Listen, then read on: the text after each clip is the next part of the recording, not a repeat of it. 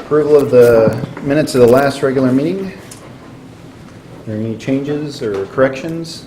Mr. Mayor, I had a notice of correction under the motion to approve bids for the bonds. I think Celine can correct me, but I had motioned and Mr. Fairfax seconded. Okay, that's correct. Any other changes?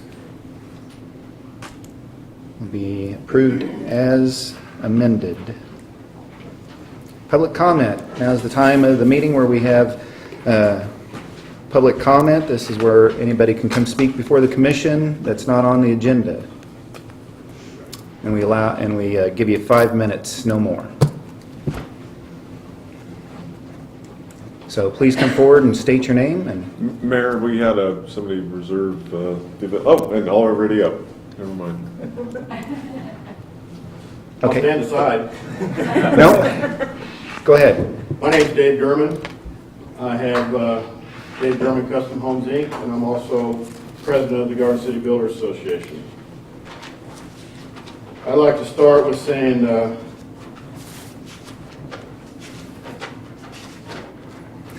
Garden City is a great place to be. With the activity, the growth, and the opportunity that's going on right now, and what we see coming up in the foreseeable future is pretty exciting stuff, and for which our city leaders are largely responsible for that. The builders of Garden City also have a big role to play in the continuing growth. To that end, along with the city's help and support, the Garden City Builders Association reformed in the last recent years and has become a strong, responsible, representative organization of residential and commercial builders and related services. I'm here today as president of the Garden City Area Builders Association to share with you some concerns of our members. In recent months, we have experienced a personnel change in the city inspection department, which unfortunately has left us without a certified chief building inspector at a time when we can least afford it. The individuals currently working in the inspection department are probably very qualified individuals and would most likely succeed in their positions when with proper oversight by an experienced certified inspector. Now, as builders and developers, we work closely with Caleb Kittner. In the area of planning and zoning, he has proven to be a highly qualified professional. However, we feel it's put him in an unfair position to be responsible for building code enforcement when his forte is in the planning area. We ask that you consider altering the departments to either allow a standalone inspection department or at the very least changing the oversight to a department more closely related to building codes and construction engineering. Now, we want you to understand that our purpose for being here today is not to challenge the building codes adopted by this commission, but rather to stress the importance of a consistent and qualified approach to the building inspections of Garden City. We at the Builder Association would encourage you to place a high level of importance on this and earnest search for an experienced building inspector. As builders, most of us lifetime residents of Garden City have staked our livelihoods and our personal characters on the line to build quality residential and commercial properties in Garden City. and it is imperative that we have a consistent standard by which these properties are inspected. Please know that our association is comprised of highly qualified personnel, professional builders, and it is our intent to continue to build a very positive alliance with our city and county governments. At this time, I would like to open this up to additional builders who may wish to address you. I ask that the speakers, if they are members of the association, that they identify them as such. And please bear in mind also that this is an emotional subject for some, and their opinions may not reflect those of the entire membership of the Garden City Area Builders Association. I'd like to further say that our purpose for being here today is to express concerns on behalf of the professional builders and to let you know that we stand ready to assist and find a workable solution for all concerned. Thank you.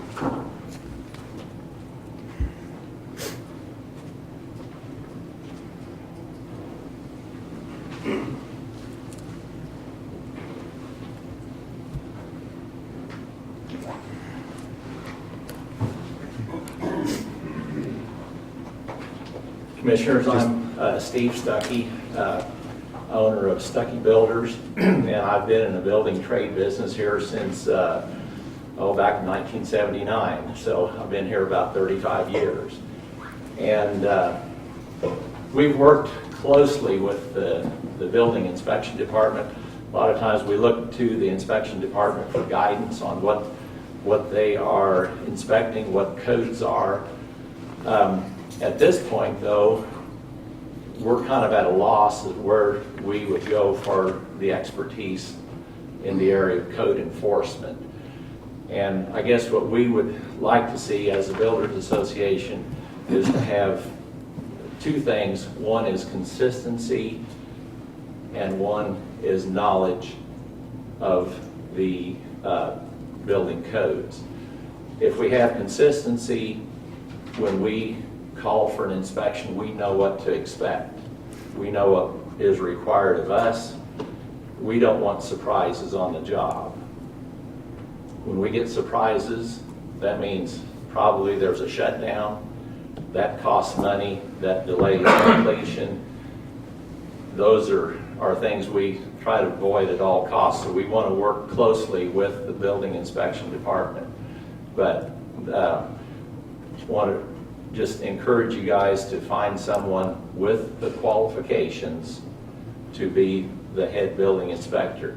These other guys have done a great job, but they need a leader that they can look to for guidance for themselves also. They are fairly young and just need that direction. So thank you. Thank you.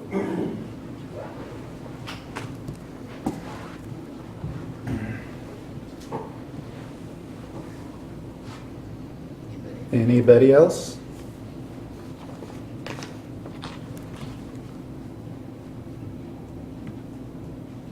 Okay. Are we looking for somebody in that department? I mean, Yes. do we have one? Caleb, can I guess update on one, the do we have search, Although we inspectors? don't really talk about personnel Okay. searches, the Sure. details of personnel searches during Yeah. commission meetings, we can't update you on kind of when it was advertised, Sure. that anticipated timelines, those types of things. Yes, we do have the position open, and we're open for a building inspector position, has been for quite some time. We are in the process of filling that position. We've already gone through the first set of interviews, and we're down to our finalists right now that we just finished our second round, and that's where we're at. That's we go through the normal procedures and processes of finding the best qualified people to fill the position. When do you think you'll make a decision? It should be fairly quickly. I would yesterday, a month ago would have been great. But as there's procedures for everything that the city has established for personnel procedures and the hiring process, and we go through all those processes and making sure we get the right fit for our community. You know, I'm unaware of any issues with them since the departure of our first and only chief building inspector that the city has had, and other than issues that had existed prior to his departure. And so I'm unaware of any issues that have halted any project that were caused by any actions by an inspector, other than those that did not meet code requirements.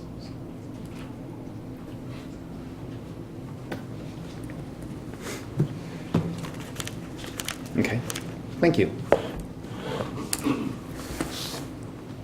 Anybody?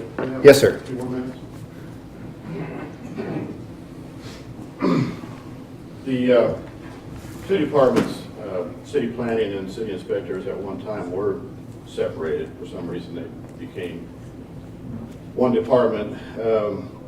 How does the commissioners feel about separating those departments? Actually, that's kind of up to that guy. And if we don't like what he does, then we bring him in and talk to him. So, It was our discussion in our board meeting regarding this topic that it might be easier to attract a more substantial personnel to fill that position if that department was separated. That was the conclusion that we came to.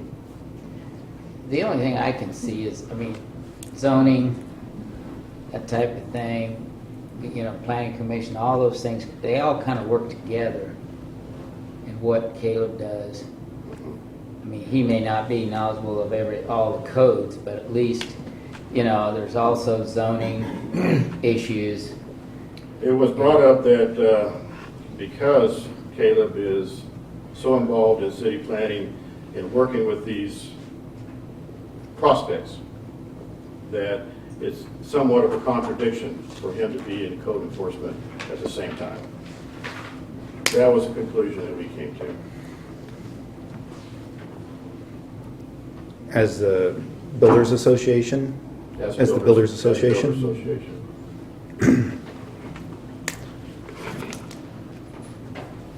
Thank you. What do you think, Matt? If that's the conclusion that they came to, I would say that's the conclusion that the Builders Association came to. I don't have any Well, but reason to as believe far they came as- to something different. As to whether or not I Separate. agree with them, I mean, I think that's probably evident in the way the organization is structured. It's the way our organization is constructed is consistent with a lot of municipalities that do a lot of building and inspection. It's natural to arrive at a conclusion in the Builders Association, which we're advocates of and part of. It's natural to try to arrive at a solution. I think what we would be interested in, and what I've been interested in since I originally learned of their angst and their desire to have a meeting with some of you, getting down to the details of the specific problems and seeing if there's things that we correct there make more sense to me as the person that you hire to oversee our operations and the way we perform, and to correct things when they're not working correctly, and to try to make sure that things do work correctly. Getting to the specifics of those problems seems to be a higher priority to me, rather than reorganizing the structure of the organization and hoping for different outcomes. There is a tremendous amount of common interest between the Builders Association and the city. One is that there's construction going on. Two, that it's done so that they can be efficient and profitable and effective and safe. Their reputation rides on that, as does ours. So I think by and large, there's the missions of their membership and ours are very similar. Like them, and you heard Caleb say, we would like to have folks on staff as soon as possible. And we would like to have the most qualified people we can with the resources that we have to work with. So turning that and manifesting that into a real applicant that can get through our process and we can recruit to move here and they want to move here and go to work here becomes more difficult. And that's the same for building inspectors as it is for police officers, as it is for fire department people, and the whole 9 yards. So I don't know that we disagree with them, but we can't make it. The commission can't make a motion, a second, and a positive vote and manifest a building inspector here. And I think we all realize that it's tough to go through that process. And I'm sure in the interim, when there's been a lot of work and maybe fewer inspectors than we'd like, maybe that creates a problem. Like Caleb, to my knowledge, only one project's been stopped, and that was not stopped because of something the inspection department misinterpreted or did incorrectly. So if there's a history of issues and those types of things dating back previous years, we could certainly learn from those, and if we want to get into those details at another time in another place with builders, that's great, because that helps us learn their definition or their expectations with respect to consistency and knowledge and those types of things, all things that we want to employ as well. If by saying what they'd like to see is consistency and knowledge and no surprises, we would agree with that. If by saying that they're suggesting that there's an inconsistency, a lack of knowledge, and an abundance of surprises, then we need to know the specifics of those. And I'm in communication with their executive group, Dave and Randy's real good about contacting me, and that's how I originally learned of their concerns. So their specifics, we'll certainly work with them. I know Caleb will. But at this point, over the last month or so, it seems to me to be largely generated around the angst of not having that position filled, maybe some of the uncertainty of not having that position filled yet, which is a little bit out of our control at this point, and some of these general statements, which I think we agree with, we just don't understand if there's real specifics behind them. We don't have those details yet. Okay. Anybody else want to address the commission at this point? Moving on.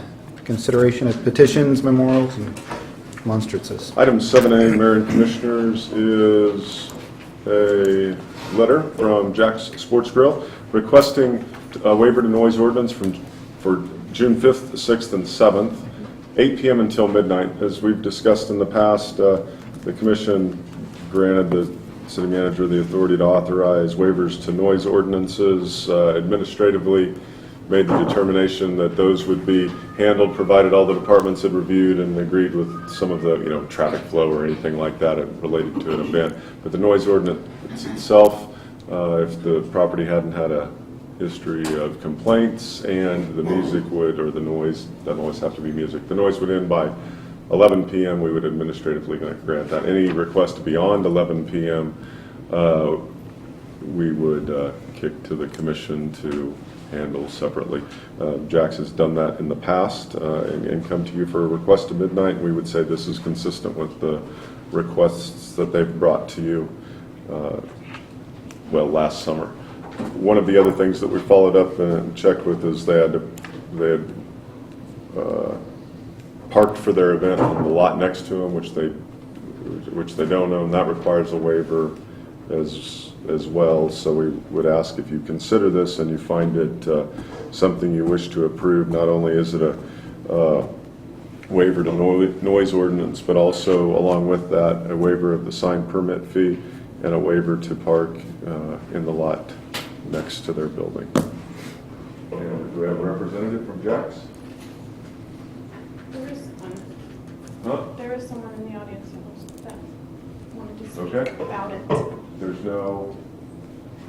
nobody here from Jack's? Okay, is there anybody else that wants to speak to this issue? I guess that's where we're just welcome. Okay. Come on up. You want to go first? Tracy Steckline. I live at 2609 Coster. I've got a good view of this bar over there. And I have filed complaints against this guy before, all last summer. But somewhere down the line, they didn't get handled until the end of summer. And I had 2 officers come and talk to me about it.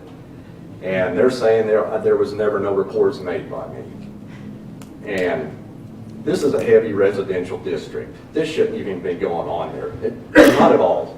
Because he violates the code all the time. He goes past midnight, and the bank beside the place, it's being used for a public toilet. You can look out there and see people out there urinating in the yard. I've seen women doing it. You know, they're walking out of there with booze in their hands, and I know that you're not supposed to be doing that. And then I go out in the morning, I'm finding broken beer bottles on my sidewalk, I'm finding them in my yard, I'm seeing people urinate in my yard, and it's just stuff like that continuously. And then when people leave, they're drunk, they're burning out, tearing down that street, and I don't know how there hasn't been an accident yet. And you're talking about letting them park in that lot over there. Well, you know that's going to get tore down, the dirt, and how dry it's been around here in the wind. That's going to kick up so much dust over there if we get another windy day. And like I said, it's just getting annoying. I don't know why you guys even allow this. And like I said, you're supposed to go from 8 to midnight. You know, he'll start up on Saturdays during the afternoon. You know, the bass is just so deep and it's so damn loud. I mean, they're usually in a tent. I don't think you have to have it that loud to where people 4 or 5 blocks away can hear the music. And when you're sitting right there in your house listening to this, it drives you up a wall. Mm-hmm. And it just doesn't seem like he cares because he keeps violating it. This has happened all summer long, and it's continually getting worse because he's having more and more and more of these. And it just seems like nothing's being done about it. There's no police present up there. You know, the last time I complained, that was on a Friday night. Now, Saturday night, there was a heavy police presence up there, the bike cops, and it was kind of quiet. But before, you know, if there's none up there, it just gets out of hand. And you know, like this, he wants it for a Thursday night. You know, people got to get up and go to work the next day. Mm-hmm. And even on a Saturday, people got to get up and go to work. To me, this should be cut off at 10, 11 o'clock. And like I said, I really don't want that going on at all. It shouldn't even be approved at all. Not where he's located. It's just a bad place. You know, it's getting kind of irritating. Because I know a lot of neighbors out there have complained. You know, we put up with it for a long time, but it's finally, something needs to be done.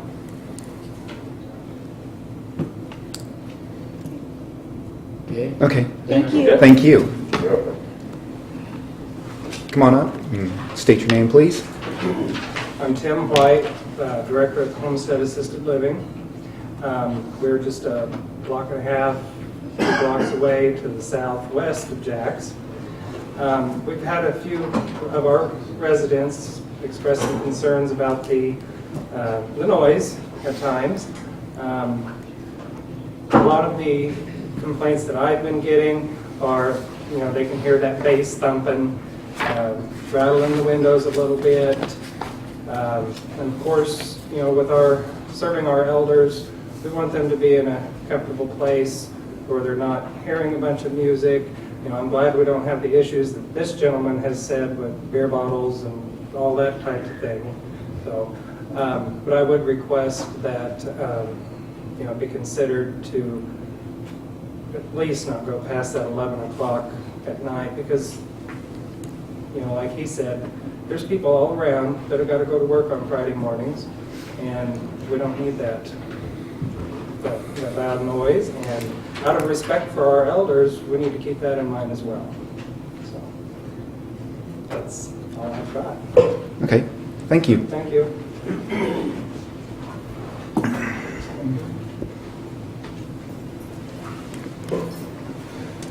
Anybody else?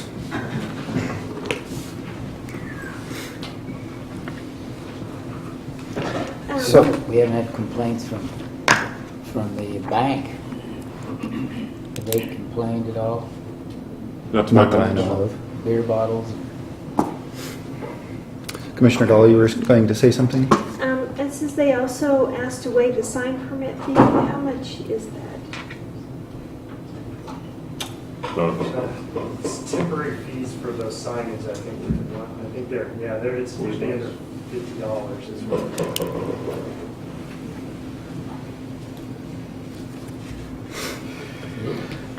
Well, I know that we've had other residents come before the commission and express concerns about the noise, and you know how it was rattling their windows in the neighborhood and everything.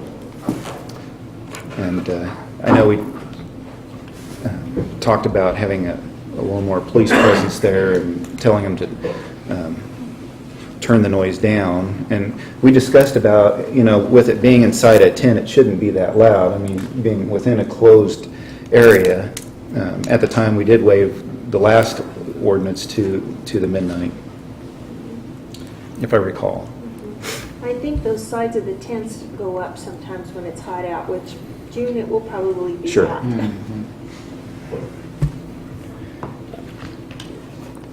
Well, I understand their concerns. The only thing, I mean, it is zoned properly, right?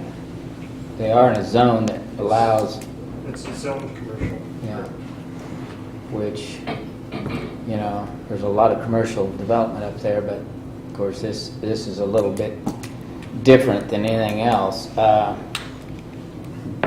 I think we ought to at least limit it to 11 o'clock I would agree with that.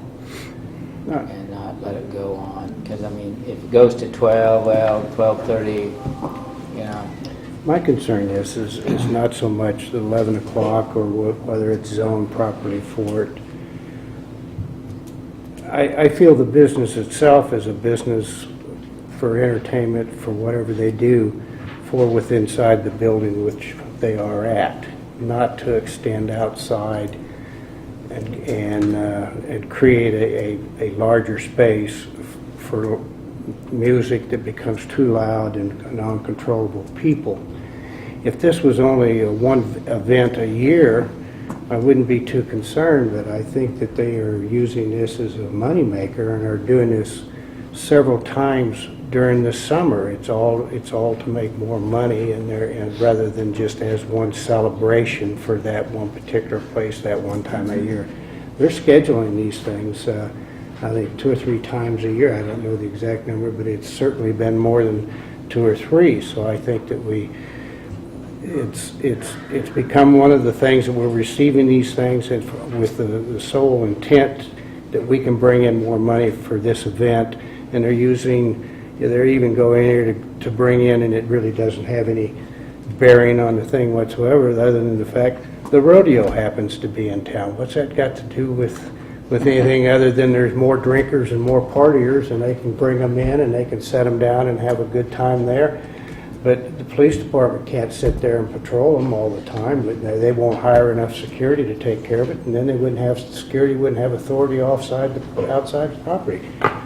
I think that we're about to run out with the number of people living in the area that's enjoying the quietness and the peace, and these things go on. You can tell them year after year to quiet down, but they have a tendency of bringing the volume up. So I'm really concerned about that this is just going to happen 2 or 3 more times this year.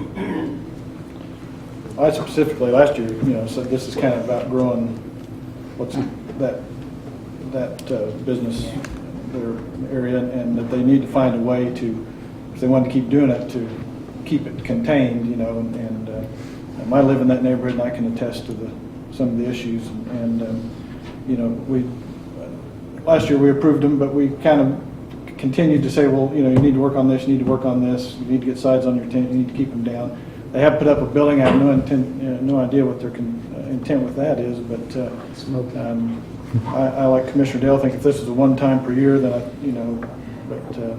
and this doesn't say more than once this year, but last year they did do it several times, and it definitely needs to be cut back to just a couple of nights and 11 o'clock. if done at all. And I question, I just think they've outgrown at this location what they're trying to do, and they really need to look for a new location that would allow them to do what they want to do without causing so many problems in the neighborhood. I said that last year. You need to be looking for a different place. If it's such a good thing, then you can afford to go find a place that accommodates outdoor entertainment better. Well, Yes. do we know for sure, did they do it 3 times I last think it year? was 4. Probably we I need to don't know get the for owner sure. in here.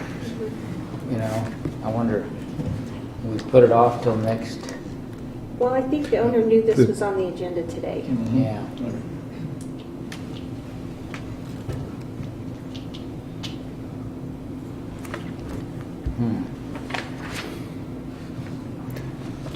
There is if you've got specific questions, I mean, the letter has a contact number for the general manager. You could review it, but there's folks here that are probably interested in the outcome as well. But you could see if they would come down to address those, but it's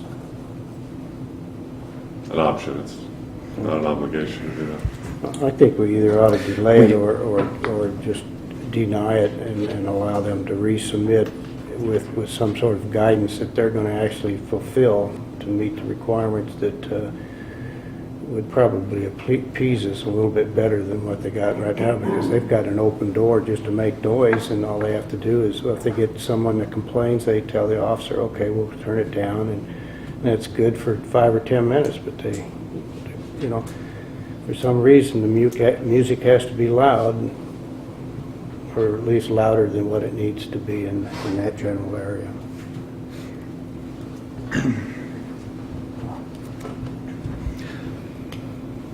I'll make a motion that we deny the request and let them resubmit when they're present. Second. There was motion by Commissioner Fankhauser, second by Commissioner Law to deny the request and bring more information back to the commission. Any other discussion? Or just not do anything if they choose to do that too. Well, we could do that. Yeah, if they don't come back. Any other discussion? All those in favor of that motion say aye. Aye.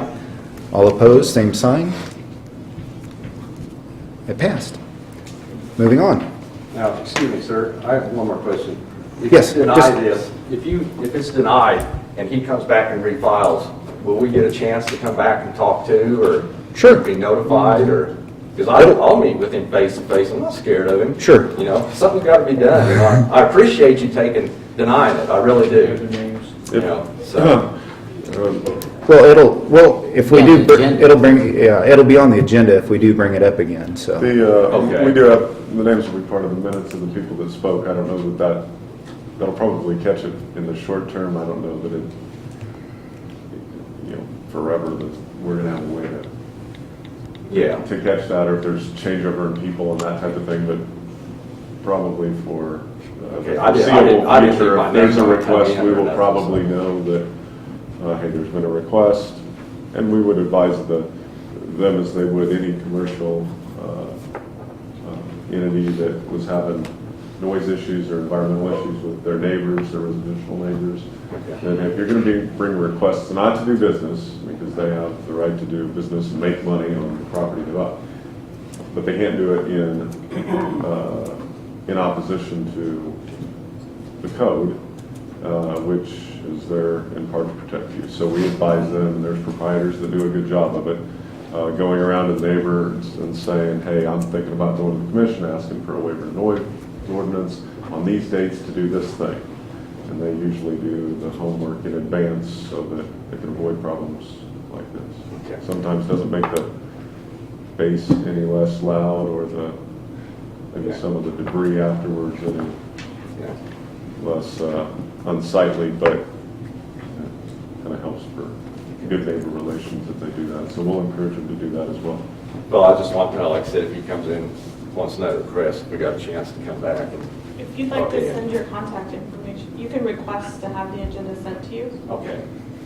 You can send that to me, and you'll be on the list for the It's a good agenda. idea. Okay. It'd probably be Okay. the best way. Okay. Yeah, thanks. Thank you.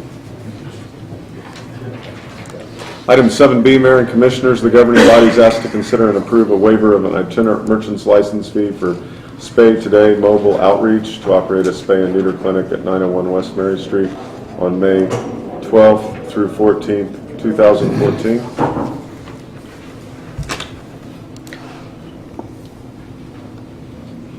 Is there Do they kind of, I know they're going to try to do this on a kind of a regular basis. Is anybody here to speak on that? Oh, come on down. Just state your name. Christina Billigan. We were here a month ago, 2 months ago. Right. Time flies. We would like to do it every month, but it's turning out every other month, every third month. I know they have looked to try and find a building to purchase, so they would have their actual own clinic. I know they found a couple places, but I don't know how far they've gone with that, so they are looking into getting something permanent here. But as for now, they're just coming monthly or bi-monthly or every other month. Last time they were here, we did over 80 cats and dogs. We were able to spay and neuter. They actually did really well. They ran out of rabies vaccinations, microchips.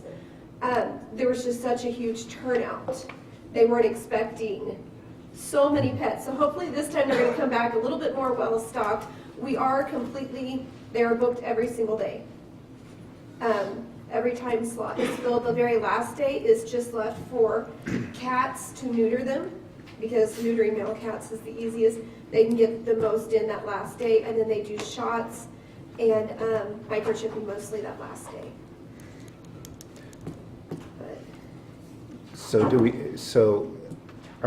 I know you said they were trying to come in monthly, but it's more of a bi-monthly then? I mean, It's whenever we can get just- them here on their schedule. okay. We were here in, what month was that? That was March. March? Mm-hmm. Okay, so March to May here. So Every hopefully other- they'll be able to come back at the end of July maybe. But they are trying to set up But Yeah, permanent business here. yeah, basically. they found 2 shops because it would help them also, because right now we have to pay for a hotel. sure. So, because they're, one has a camper and the other 3, the vet and 3 of his surgical techs stay in a hotel. They found one place that had an apartment on top. It was a Morton shed type thing where they could run it out of there and be here a lot more. Okay. I know it's helped. We did bring some animals down to the shelter. Our shelter again is completely full. We've been doing large transports of 30, 40 dogs and cats, pulling out as many fosters as we can. So hopefully after they came 4, 5, 6 times, maybe it'll help bring some of those numbers down in the shelters. Okay. I'll make a motion, we approve a waiver. I'll second. There's been a motion by Commissioner Fankhauser, second by Commissioner Dahl, to approve the waiver on the itinerant merchant license. Any other discussion on this? All in favor, say aye. Aye. Opposed, same sign. Passed. Thank you. Item 7C, Mayor and Commissioners, Abigail Aguiar, 5th grade student at St. Dominic's Parish School, won the local Arbor Day poster contest. Her work also received top honors for Southwest Kansas and was recognized by the Kansas Forestry Service at the Tree City USA Awards Ceremony in Derby, Kansas. She also is recognized by Governor Brownback in Topeka at an Arbor Day ceremony. So we'll invite her up and thank her for her patience while she probably sat through some things that maybe the most boring 40 minutes of her life. But, Alan? Matt just called my speech, but I'm going to say it again. The Kansas Forestry Service sponsors an Arbor Day poster contest annually. and it's for fifth graders. Abigail won the local contest, and she's a student at St. Dominic's. So from the posters in Garden City, there were 196 posters locally that she won our contest. Then it went on to the Southwest District Forester's office. There's 26 counties in the Southwest District won that judging. And then at the state level, there were 1,121 posters, and hers was the best in the state. Wow. And there are 6 districts, and here's a, pass this around, man. Yeah. You don't be messing up the original. So there's 6 districts they judge from. And now Garden City's done pretty well in this contest. We have state winners in 2004, 2006, 2008, 2011, and now with Abigail in 2014. Now, her dad Jonathan's been a trooper through all of this.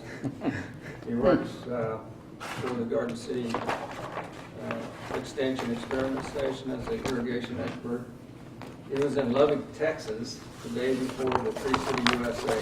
Drives home, catches a few hours sleep, takes the family to Derby in time for the noon luncheon so she can get her award. And then, well, so here's a couple pictures from that day in Derby. Pass around. The Aguilar family. Then he takes the family to Topeka to for a ceremony with Governor Brownback on Thursday, April 24th. Got a couple pictures of that.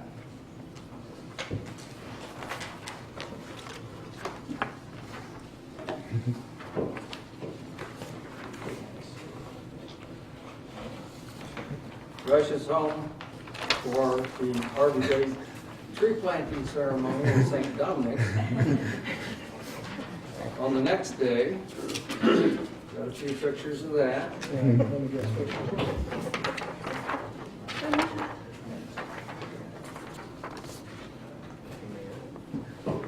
Now, because she was the state winner, a line transmission company from Dodge City bought the tree for our local contest, and they came and participated in it. And then the Kansas, get the group here. It's the Kansas Nurserymen's Association also bought a tree because of Abigail being the state winner. We are going to plant that tree over Charles O. Stone's this afternoon. The second and third place winner for the city was the Charles Stone. So we're going to take another tree that Abby won and plant it over Charles O. Stone's this afternoon. So with that in mind, I'd like to present Abigail and her winning poster. Come out.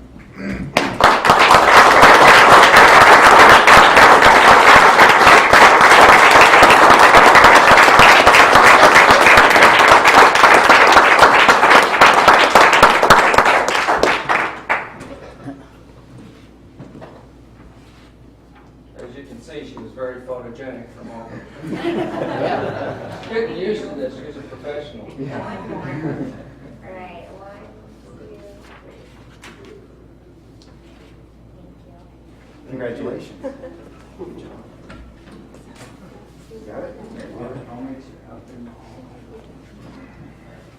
Mr. Mayor, I move to approve this. Does this take a motion? Proclamation. Okay. It's the next item.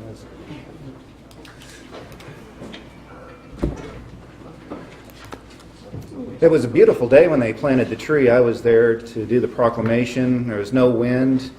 Turned out great. Then the next 2 days it blew 50 plus miles an hour. So I asked Alan if the tree fell over, and he said it was staked into the ground pretty good, so. But again, congratulations. Thank you. Mayor and Commissioners, Chief Hawkins requests your consideration and approval to allow the mayor to proclaim May 11th through 17th, 2014 as National Police Week. I believe you've got a Kind of proclamation. proclamation. The chief's here too. Was He here? was here. I'll recycle my motion to this one and recommend approval. Okay. I'll second. There was a motion by Commissioner Law, second by Commissioner Dahl. Any other discussion on this? None being, all in favor, say aye. Aye. Opposed, same sign. Passed. And I just read it at the ceremony. The ceremony would be great.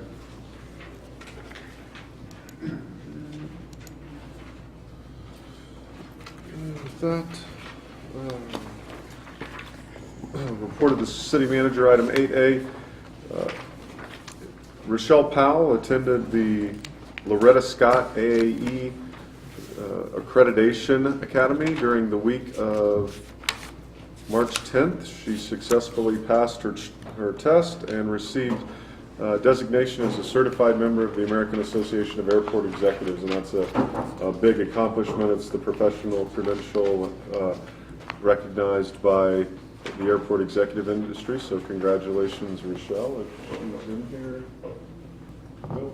All right, well, congratulations to her anyways. And item B, golf professional Cole Wassinger received his Class A1 PGA certification, and this is the similarly the recognized credentialing certification by the PGA for golf professionals. So it's been quite an undertaking for Cole. A lot of coursework, and he was able to go finish that up just recently, and actually did a presentation on the irrigation project out at in Florida. So they were impressed. His colleagues were impressed with that project. So congratulations to Cole. Not on the agenda, but if you'll allow me, Mayor and Commissioner, I'd just like to show you the GFOA award. We mentioned this at a previous meeting. Pass that around. Use two hands. Kind of heavy. Just a reminder that the GFOA recognizes governments who achieve what they determine to be excellence in the world of financial reporting. There aren't very many local governments that achieve this level of designation, and almost without exception, all but 1 year in the last 21 or 22 years, the city's received this designation. So congratulations to Melinda and the department heads who do a good job managing finances and do it in an open way. We appreciate that, and we also appreciate the help and the scrutiny, although at the time it doesn't feel like help, of the auditors. They do a great job, and we're glad that we meet that threshold. I think it speaks highly of the staff, but more importantly, it's something the community can have confidence in. Item 8C, Chief Shelton has been working with me and with Steve Cottrell, working on the language of a request for qualifications on a fire facilities study. It's included in your packet, the most recent draft. We feel pretty good about this draft, that it encompasses.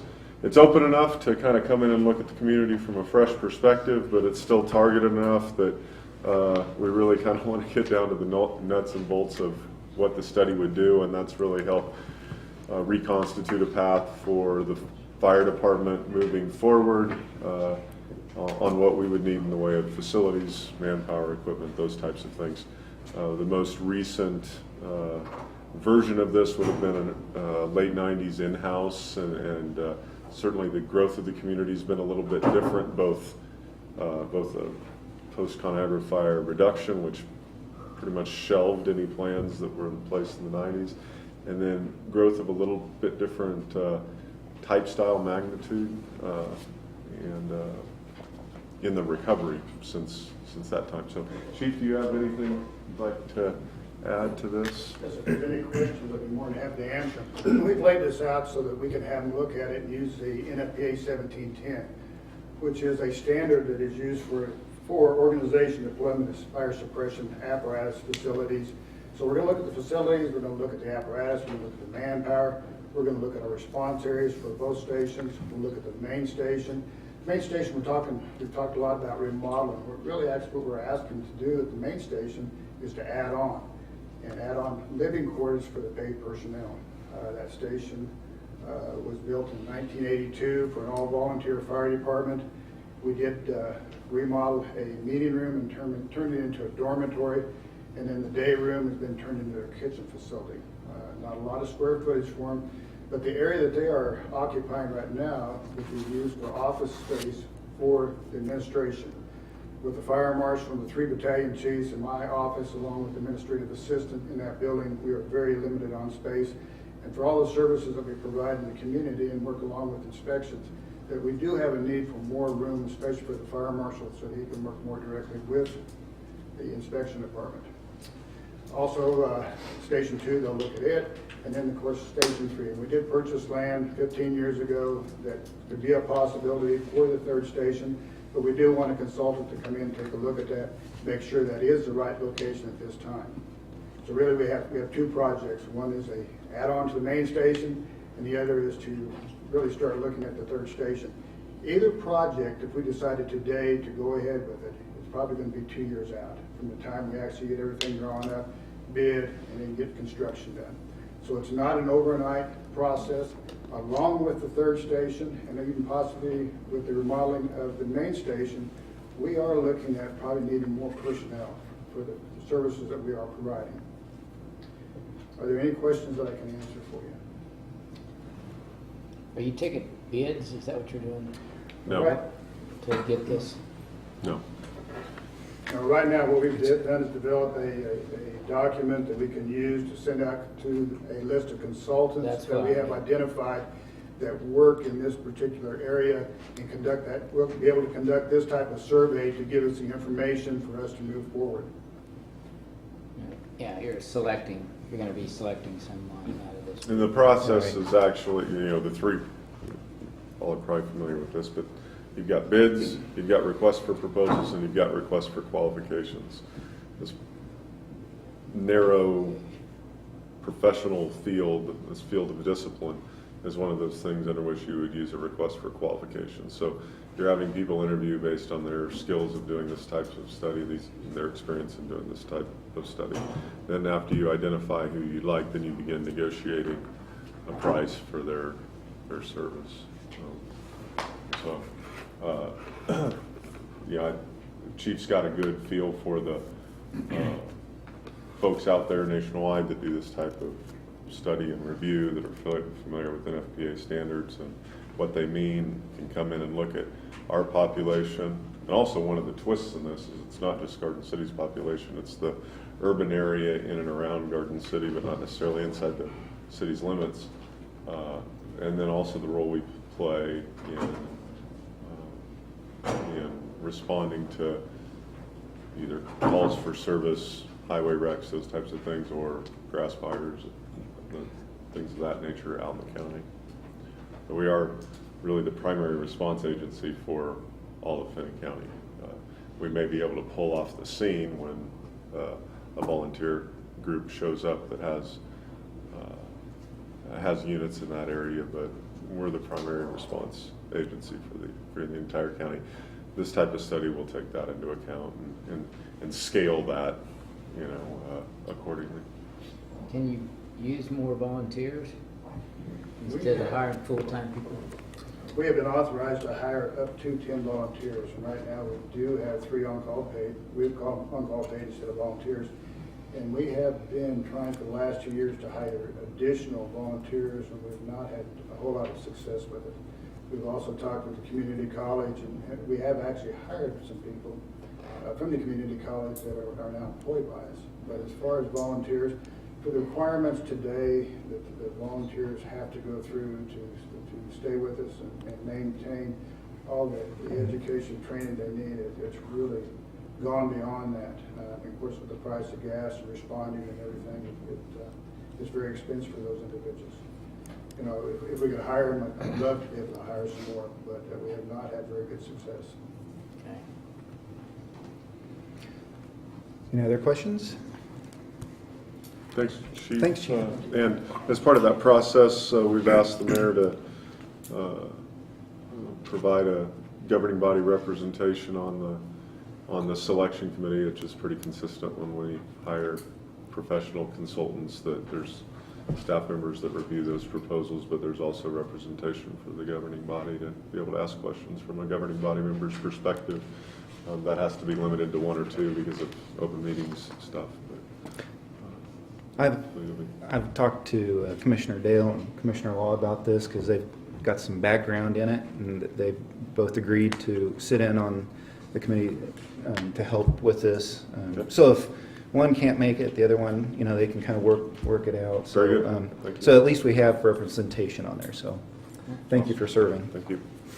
Thanks, Chief. Thanks. Item D, the city's received correspondence from Cox regarding lineup changes.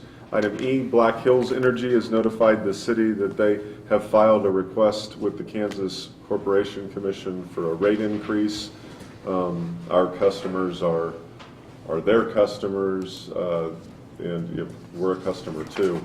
But I think they wanted to provide us notice. I received a call that just in case we get calls and people are asking us, that we know who to pass them along to. So Gabe Schlickow and Monique Pope, who are their government affairs people that work with us, and community relations people that work with our community, would be willing to talk to anybody that has any questions. Okay. Item 8F, the staff reports. You'll see the sales tax report continues to look good for the city and the county. Trending above last year. I'm not sure at what clip. Maybe you can ask Melinda during the, I forget what she had figured up for me, but it seems like maybe 4% against last year to date. Just a little above that. I calculated 4.7% compared to last year. Quite a bit above then. So it's looking good. Continues to be strong. I would like to notify you, we received notification yesterday. This is one more addition to the bench. It does not require action, although you could provide some direction that could, if you chose to, impact a future meeting. But the KCC has approved the water rate increase that from Wheatland to the city. This is what warranted the rate increase. That and our capital planning for upgrading some water lines and those types of things was the reason behind the water rate change for us back in October. And you'll remember in February, the KCC had still not approved that agreement, and the commission decided to credit the amount of the base rate change to residents, about $5, until such time as the KCC approved the contract, and then that credit would be removed administratively, and the full impact of that rate change would be in place. We received notification yesterday. We will make that base rate charge, or that base rate credit to City of Garden City residential customers be removed effective May 1, and therefore the full base rate would be back in effect in this next billing cycle that customers would see. There is no action required if you stay consistent with the motion you made February 4th. This would therefore just be a matter of information. However, if you'd like, I guess at any time, to bring up water rates in general or reconsider that, you certainly have the power to do so. But until then, this is a matter of information. Meetings of note. There's a few items listed there. Blues at the Zoo this weekend. the fourth time we've done that event. It's a good event. That's all I've got. I think we're ready for 9A, the appropriation ordinance, which if approved would be 2363-2014A. Mr. Mayor, I would move to approve appropriation ordinance number 2363-2014A. It's been moved. Is there a second? I'll second that. Seconded by Commissioner Dale. Any discussion? None being, all in favor say aye. Aye. Opposed, same sign. Passed. Mayor, we're at the business items now. Would you like to bump forward to old business 11A? I think probably most of the attendees. Is there anybody here for something other than item 11A? Which is the... Which is the rental inspection. Okay. Again, which item I are think you that here for? the rezoning of that from light industrial to retail, 10A? yes. Okay. Do you mind if we jump ahead Oh, no, that's fine. No, that's to fine. the rental inspection, then we'll come back to that one? Sorry to change right before that agenda item that you came That's here no for, problem. but, and I appreciate everybody's patience in letting us get through the first two sections where we had some other guests here with us. Mayor, Commissioners, item 11A is the rental inspection item, your consideration of a program along these lines. This originally I'm going to let Caleb give a more detailed overview, but this originally came to you. It's kicked back out to the community. I believe that the Chamber helped facilitate a work session on the topic. The staff was invited to attend that and did. I think this issue has been cultivated to the point where it's ripe for a decision by this governing body as to whether or not to move forward or to modify what's been presented. So I'll let Caleb go in a little bit more detail than that.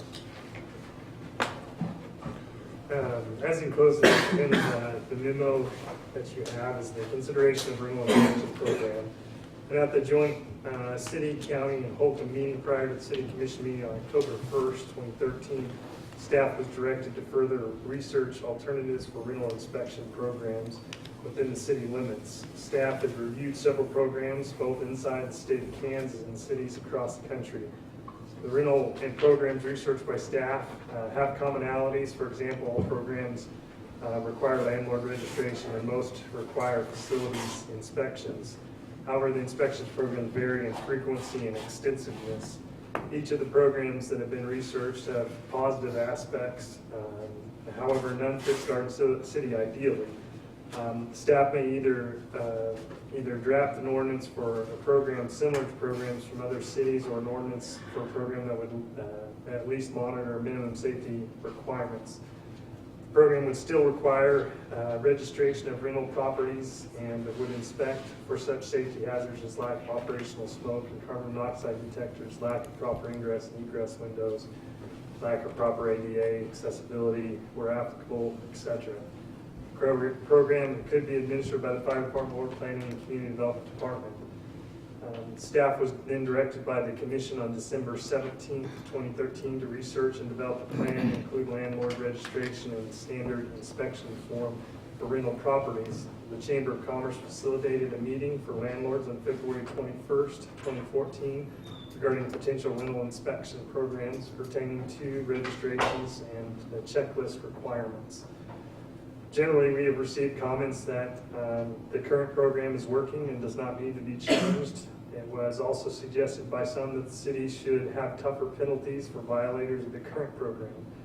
We also received comments that any new inspection program should be self-enforced and tenants can provide copies of checklists when they turn their utilities on at the city.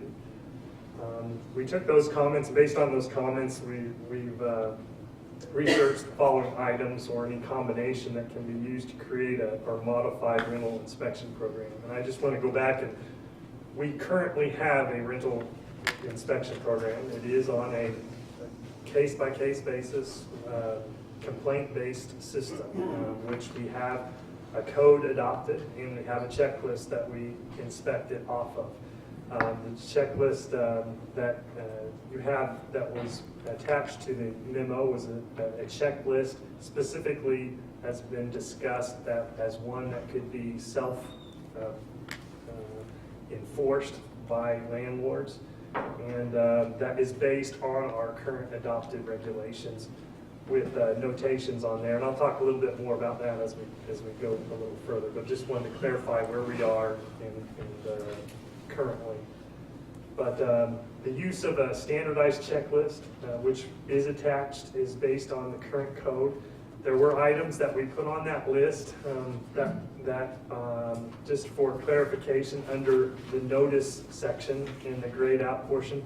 This is items that we just felt that it was good for everybody to know. These are some of the rules and regulations that are already in place, adopted by code, or otherwise good housekeeping tools for new residents coming into the community to know and to make sure that they don't cause any issues for their landlords or their neighbors, for that matter.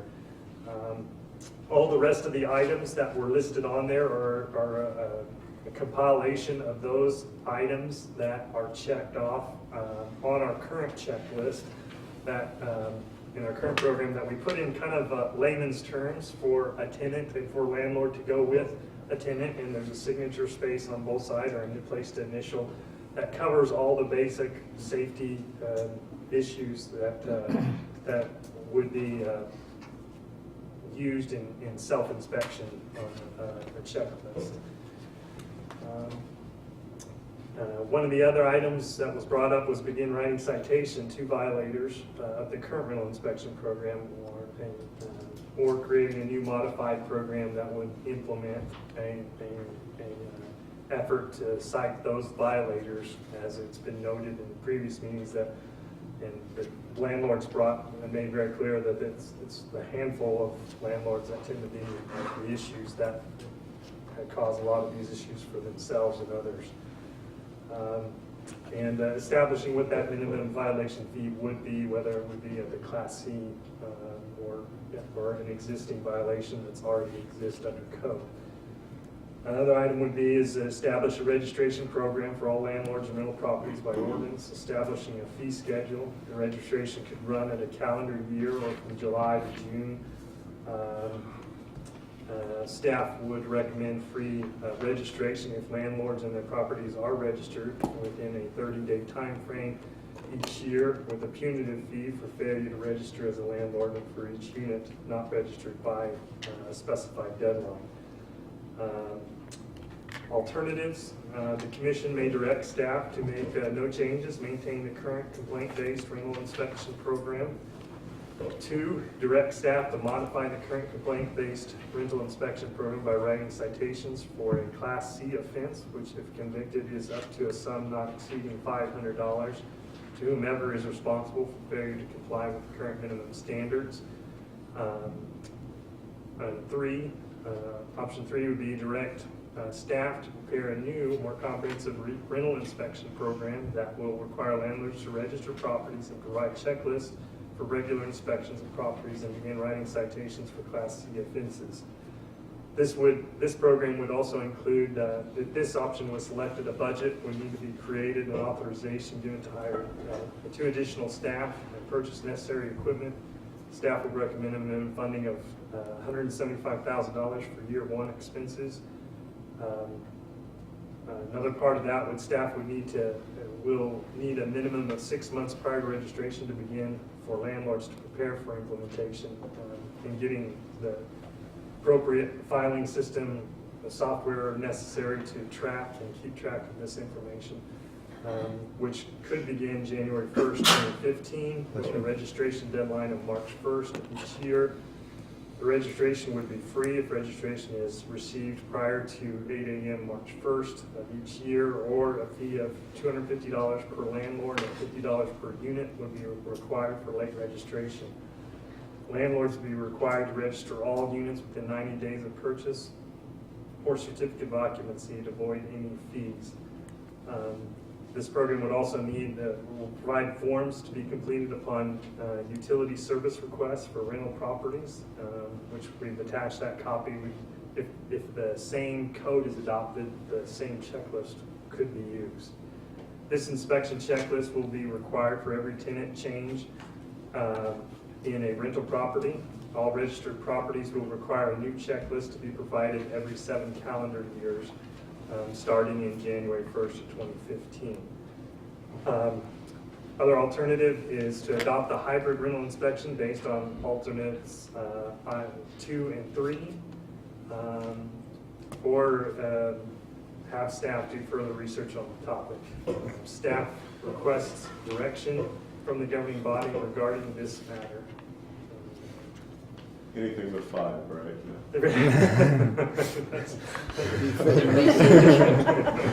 That would be helpful. I don't think we're going to do that. Yeah.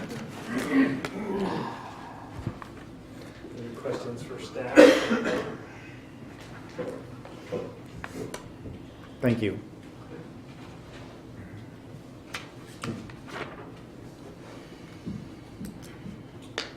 So, you would like to hear from the audience? Yeah. What they think. Seriously? What?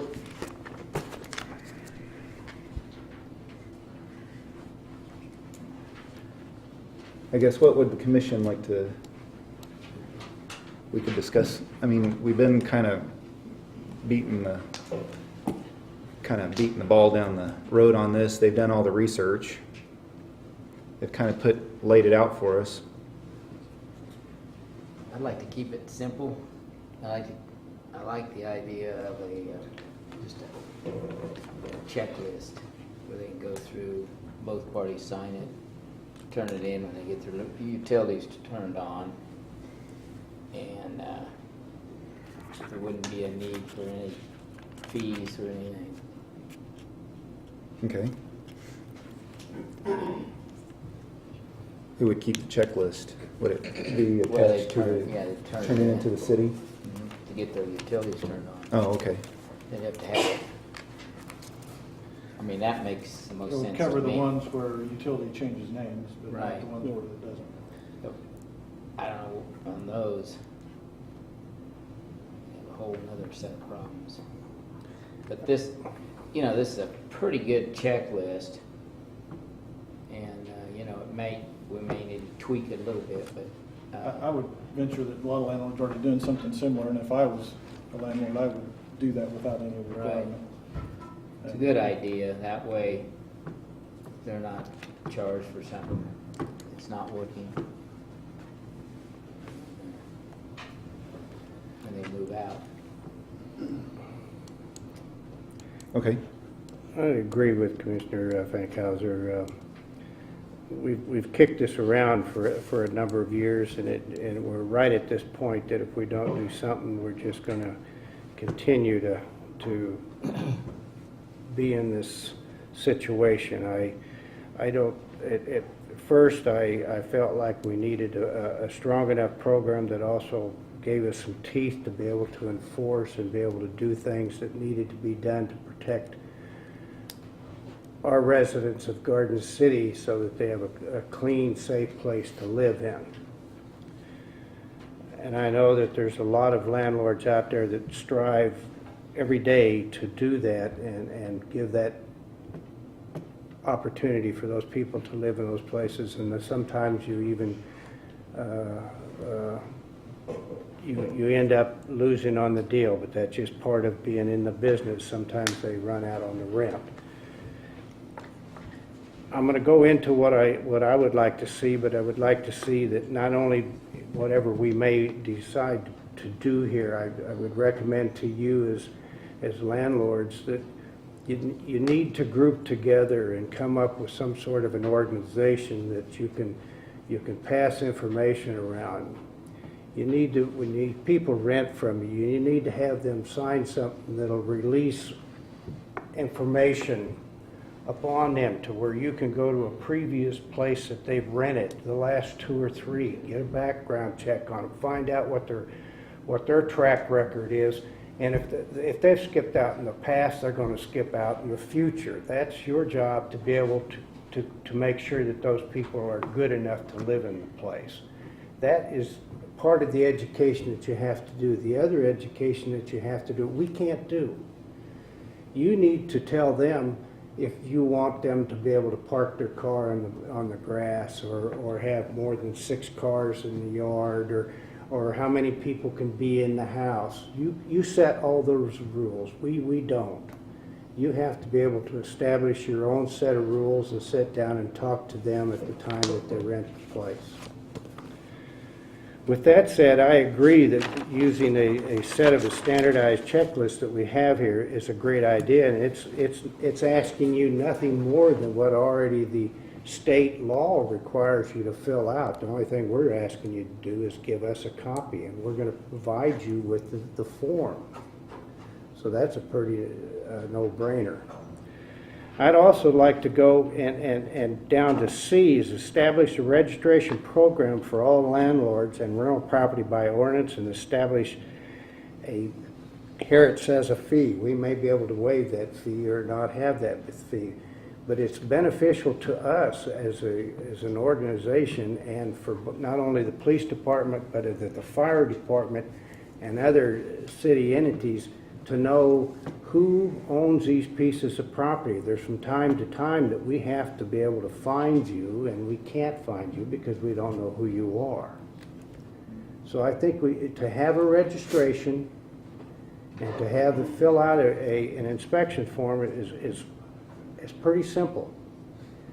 I think that could be the basis of this program to be successful. If it's not successful, then we'll probably have to address it and make it stronger in the future. But I think those should be the minimum 2 things that we have down there that we need, and I don't see how that'll affect you in any way, shape, or form to be able for you to do your business. We're only asking you to fill out an inspection form. It may cost you another 5 minutes to fill out that inspection form and give it to that person. It's not costing anything.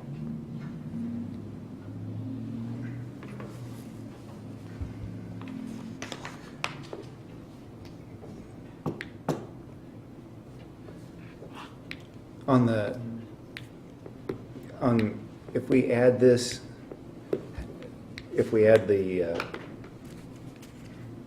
inspection form, I mean, that would add more paperwork to, I mean, would that increase staff load, or would that increase load on the staff? Just going back to kind of an issue we had at the beginning of the meeting, you know? Yes, it would be, with that would be at least an additional staff member for the paperwork side of it, just for the registration and handling all the paperwork side of it, because we're right now pretty maxed out as far as staff. We're lean, and so. But as far as this checklist, that would affect. The checklist, if we were going to keep and track these checklists, depending on for how the ease of being able to find and use that information, you know, to pull that out whenever those complaints, it's going to take someone, whether it's a part-time person or someone filing out that paperwork. And it could be done, depending on what you direct us to do, we'll go and look and see what personnel would be needed. But I would say with a minimum, it would be a part-time, just if we do the paperwork side of it only. And computer software to accommodate the program. Correct.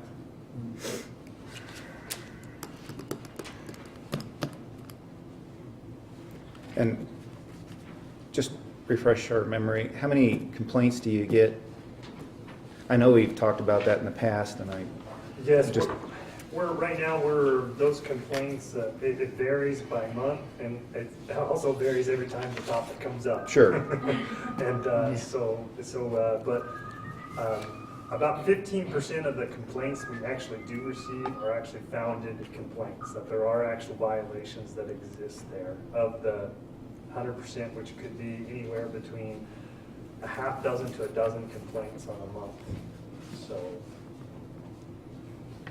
One question before you leave there.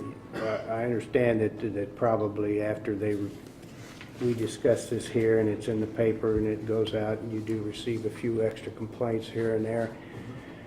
But even since we've had this last meeting, we've had some other code violations where still we had no smoke detectors in certain places and by some of the same individuals that have sat in this meeting.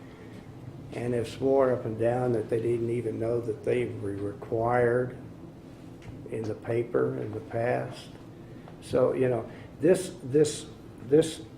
filling out this standard checklist should eliminate that. If they check that off, then they got a problem. If they check it off and it's there and it's there, then it should eliminate. But it should at least get smoke detectors in every residence in here if they're gonna sit down with the new tenant. And so it's, the problems are still existing as far as ignorance is no excuse to the law. And some of these landlords are falling behind on that, using that excuse. And I believe that's the issue when we sat down with the landlords. A lot of them said the same thing, is it's, you know, it's that 15% of the total complaints, that handful of individuals that continue, there's still violations, and they'll probably continue to be violations. And whose fault it is, we don't know, unless we would have something that a landlord already has a checklist already that they could provide for us, and some of them have provided that one if we've ever questioned it on those issues. So,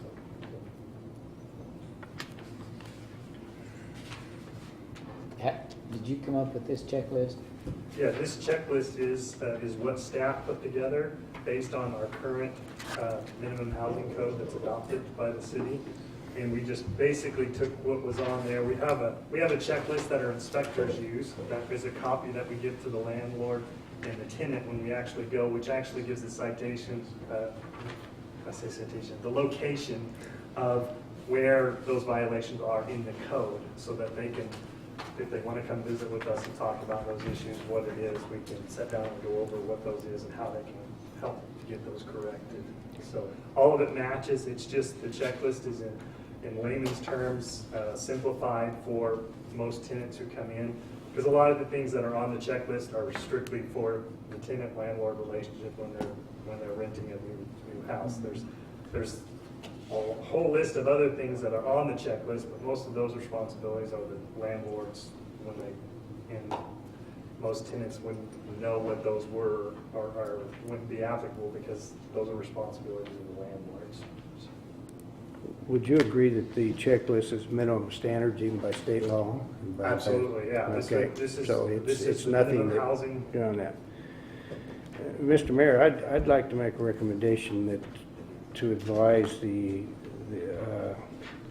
that we look into using A and C and possibly B in what they've written up here, and see if we can't come up with an ordinance that we feel that'll meet our needs and meet the residents of our community in protecting them. Okay, so A, you said A, C, and then you went back to B, or? Yeah, well, A? all three of them, but definitely A and C, and let's look and see how B would if that's needed, and that's the part about the minimum violation established for a violation fee.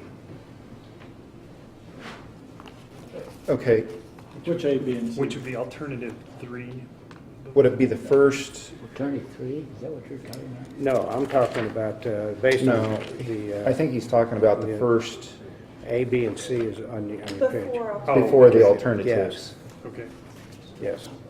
So kind of Because you a gave- hybrid is what you're saying, Yeah. of those three put together? Yeah. Is that what you're, And coming up with a program in there, using that.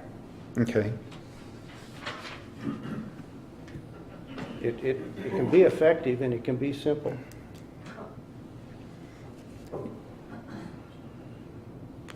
So you're wanting staff to do more research? You said No, request. I'm just requesting that they go ahead and draft up an ordinance using A, B, and So C. you're making a motion then? Well,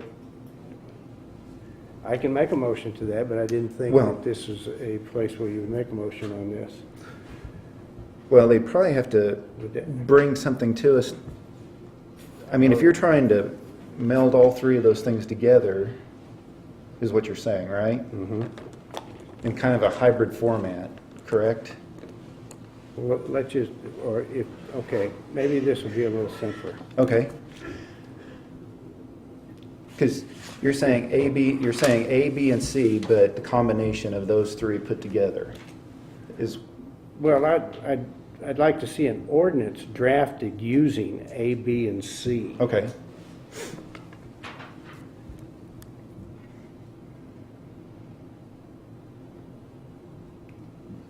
Mr. Mayor?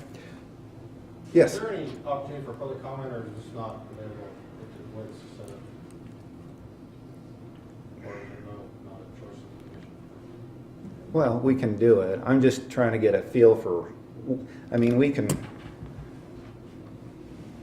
I just don't want to get this thing in too deep. I just want to find out, because we've heard comment from the public before, and, I mean, they brought us a draft of where we're at, and I'm just trying to get an idea of what the commission's wanting to do. And I mean, I can open it up for public comment. I just want to get an idea from what the staff has brought us to see what the commission wants to do, and then we could open it for public comment. If people want to speak, they should If- be allowed to speak. Yes, I agree. I just wanted a clarification on that. Right. Thank you. I just want to see what the direction is from the commission, and see where we want to go.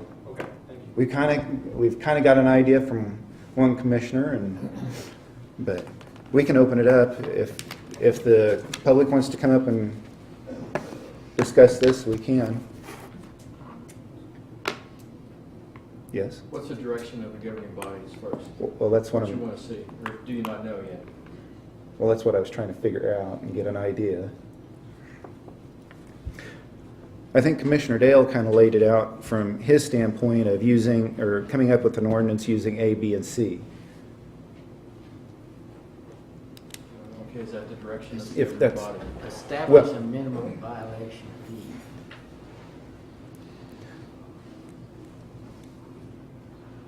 Well, that's what it- In other words, somebody's got to look at this checklist and determine if they're in violation, right? Now, how's Well- that going to happen when you turn it into the That would be, utilities? that would be determined upon a complaint, if they were on a complaint basis only. If someone calls up, then they go out and find that violation, they can compare that violation against the inspection sheet, and then they would know then that this thing was in violation even the day they moved in. Then you- So if you don't, in other words, what you're saying is the only time you would issue a violation fee is if there's a complaint, And but not violation. on every time. In other words, if they do the checklist, turn it in, nobody's complaining, that's as far as it goes? Mhm. Well, what if a tenant marks something that says is not compliant? Is it gonna be enforced? Or is it just gonna be complaint-based again?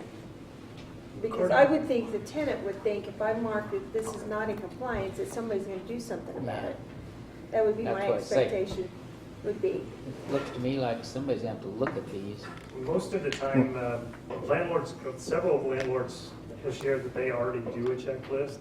And by the Landlord-Tenant Act, they have so many days that they can repair some of these things and turn in a second checklist once they've repaired those items that say they didn't agree on that were there, or the landlord could decide, I'm not gonna rent it yet and wait. And so, but all of these are the minimum standards that are there. Most of these things should be in place.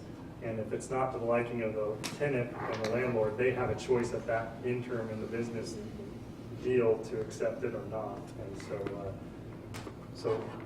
And we wouldn't, as said, it would be on a complaint basis that we would still go out on these issues. They are submitting these checklists that the houses do meet these minimum standards. And so when a complaint does come in, we can pull that checklist that was signed by the tenant and the landlord at the time that it did meet those requirements, and we could share that with the tenant, that where did the smoke detector go? If it was there, we could check this off, and what was the issue? And so this gives us, instead of going in blind where it's he said, she said, and we don't know, unless the landlord does have a checklist already that they can give to us and show us that, yeah, I did, and that helps us clarify those things, because it becomes an issue, and that's where this checklist becomes a really a tool that at the beginning, they sign off and it meets it. When we go back, if a complaint does come in on something like that, we can have that checklist to go to the tenant or landlord and say, well, this was checked off or it wasn't. And it appeared, and then maybe got forgotten about to repair, get it taken care of, or whatever needs to be done to take care of that citation if the citation is necessary. There's another thing that can be done to cut down on the amount of paperwork coming into your office other than to get the utilities turned on, is anything that's newer than 10 years could be waived on the inspection because they've already meeting the codes. I actually recently. regard, in the details of preparing an ordinance for you, those are some of the things that the staff would do, would be the exact same thought, is if it's X number of years. We've seen most of the communities use 5 to 7 years as that time frame, because after that, you could have X number of tenants move in and out, and it's just a good time to refresh. And those are going to be normally your multi-units that have a big turnover all the time. Correct. Several, probably 100 a year. Yeah. You know, one thing you ought to put on here is that there are cell numbers. If you want to get a hold of the landlord. Yes. Or Yes. We have a cell number on there so that you could call them and ask them if it's been done. Yeah, well, and that would come into if there's a registration program that they would, Right. so we have all that contact information to get a hold of them in an emergency and things like that, that could be tied back into first responders and things like that. All those things, we just need direction on which direction we want to prepare it, and then we would prepare an ordinance and bring it back to you for your final approval or final action on this issue. Does that take a recommendation to implement A, B, and C for them to draft up something, or can that be something that we ask them to draft up and then present it to us? Well, I think Mr. Allen probably would like some consensus of the governing body as opposed to simply you requesting. Right. Because Okay. Yeah, we can draft something for your consideration without a vote of the governing body. However, given this has been mulled over a few times by the governing body, I think it would be helpful for us the governing body to go through the work of defining what it is you'd like to see us do, make that in the form of a motion, see if there's a second, and have a vote. It's not absolutely necessary, but it would be helpful for us. And just for a point of fairness to landlords, Right. they would need to see what you're considering. right. Okay. And I stepped out, so I may have missed, and you already clarified this. Which A, B, and C are you talking about? The one that's up in the background, those or the first- ones that are in the alternatives under No, 3? back up, the Back first up. three. The first three. Okay, so not part of the alternatives section, something No. outside of that. Okay, No. gotcha.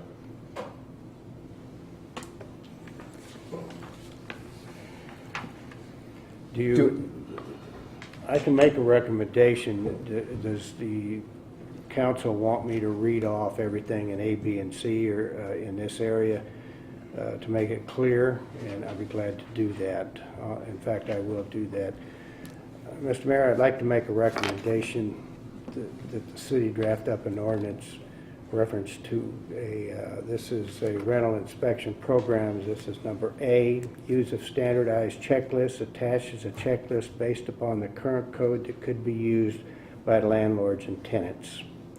B, begin writing citations to violators or the current rental inspection program or a new modified program established a minimum violation fee. C, establish a registration program for all landlords and rental properties by ordinance and establish a fee schedule. The registration could run the calendar year from July 1 to June 30th. Staff would recommend a free registration if landlords and their properties are registered within a 30-day time frame each year, with the punitive fee for failure to register as a landlord and for each unit not registered by a specific deadline.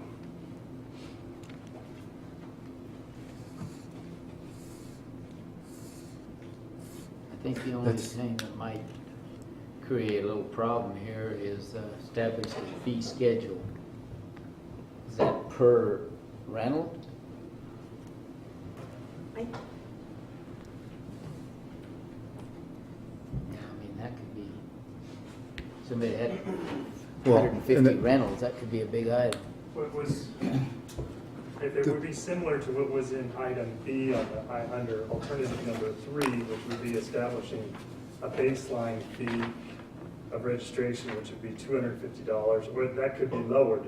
I put that number in there as a number based on, to help offset the cost of operations on that, and $50 per unit. Those would be simply punitive costs if they weren't registered for free in the timeline that would be. And I'm assuming that's the direction it would be, is it would Oh, I be see. free. Free unless you Unless didn't you do missed it. the deadline and didn't do it, then it would be a punitive fee for per landlord and per number of units that they have. If that's the direction you want to go.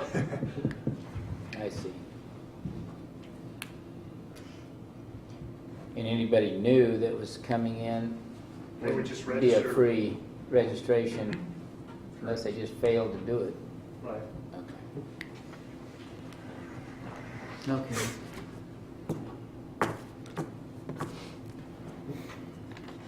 Well, I'll second The- it. Unless you want to take comments. I was going to take comments from the public. Anybody would like to comment at this time on kind of where we're at? Go ahead. Come on up. I guess one thing I'd like to know. You have to come on up and please state your name. I'm John Chappell. I own several apartments in Garden City. My biggest concern on a deal is how much expense is this going to be to the city?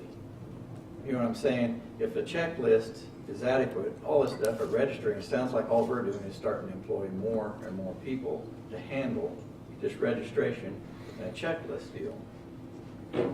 Do exactly the same thing, because I can't imagine that there's too many people in Garden City that are landlords or deals like that that the city does not already know about.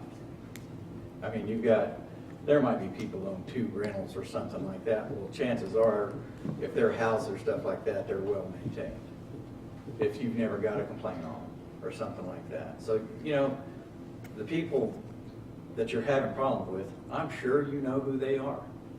So I can't figure out why we need to all register and have all this thing and have to employ somebody to keep track of all that. I can understand maybe one person to keep track of the checklist that we have to do. But initiating all this other stuff is, I don't see anything that's of any benefit to anybody. I don't see how it could be a benefit to you, and sure not a benefit to us. It's just something else that we've got to keep in the back of our head to go, oh yeah, this is my registration day, I got to get that done. Because at least the property taxes, they send you a bill. Mhm. Tells you sign off if there's nothing that's changed. This deal here doesn't sound like we'll have that. And if we do have that, that's going to be a major expense. Mhm. So that's just my thoughts on the whole process. Thank you. Thank you.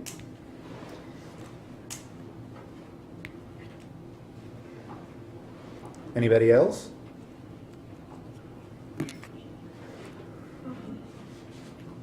I'm Ruth Johnson.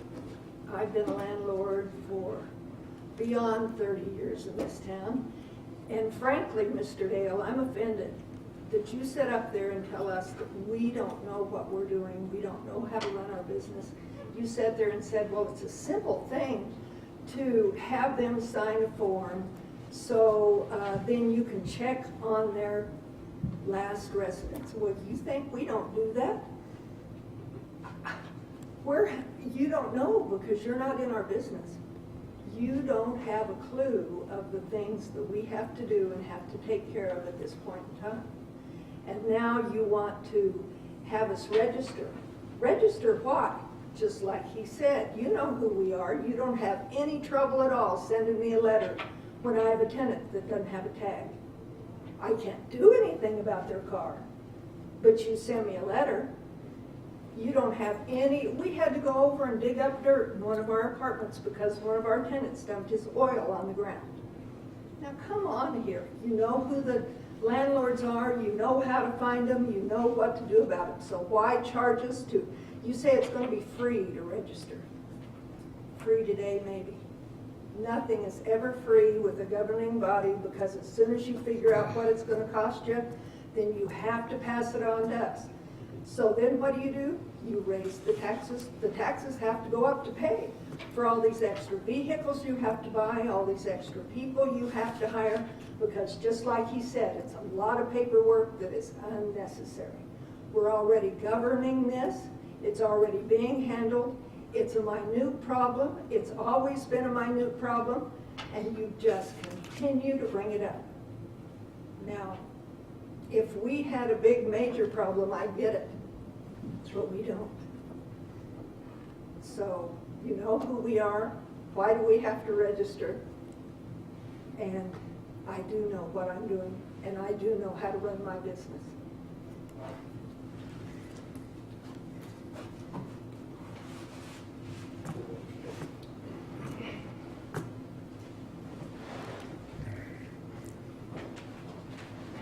Just please state your name. Okay, please state your name. Yeah, the first A, that's law already. They're saying, you know, landlords and that, got to keep a inspection list. We do that, we put it with the contract. So you're just adding a law to a law. B, establish a minimum violation fee to who? So if you got the checklist and both people signed off, you guys go up there and you got a smoke detector missing, who's at fault? The landlord or the tenant? Did the tenant take it down or the landlord take it down? Because you're both saying it was there.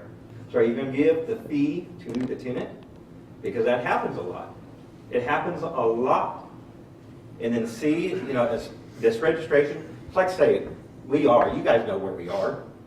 You guys know that. And I don't understand why you think that we need to do that, you know, that we need to register. It's always pointed down to that one person that didn't have a heater in their unit. Do you think that person would have registered? I don't think they would. A crook's a crook. And that means they're not going to register for this. They didn't put a heater in. It doesn't solve anything. I have heard one time where you've solved a problem with what we're doing here. All you've come up with is more paperwork, which the utility company doesn't need more utility work. Last month, I went to year-round automatic turn-on because we try to get our utilities turned on, and it takes 24 hours to get our utilities turned on. We can usually get an apartment ready in 24 hours. That's hard to do when you don't have electricity. So we went to automatic turn-on. We faxed the information over there. First one we ever had. We never got that fax. That's exactly what I got with all the other ones. So apparently, there's not enough people there to be able to take care of it as it is now. When you add all this paperwork, how much more are we going to have? It just doesn't seem like you guys have really thought about solving a problem. You've thought about ways to make more paperwork and more problems. I don't think you're going to solve anything.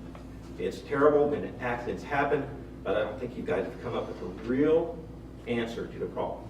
And I wish you guys, if you're going to try and come up with a problem, with a solution, you really need to look at all the avenues besides just charging us rent. Thanks.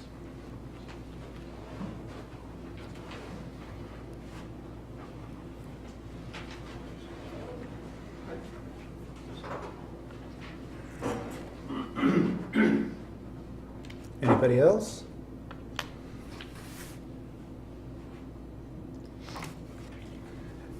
Yes.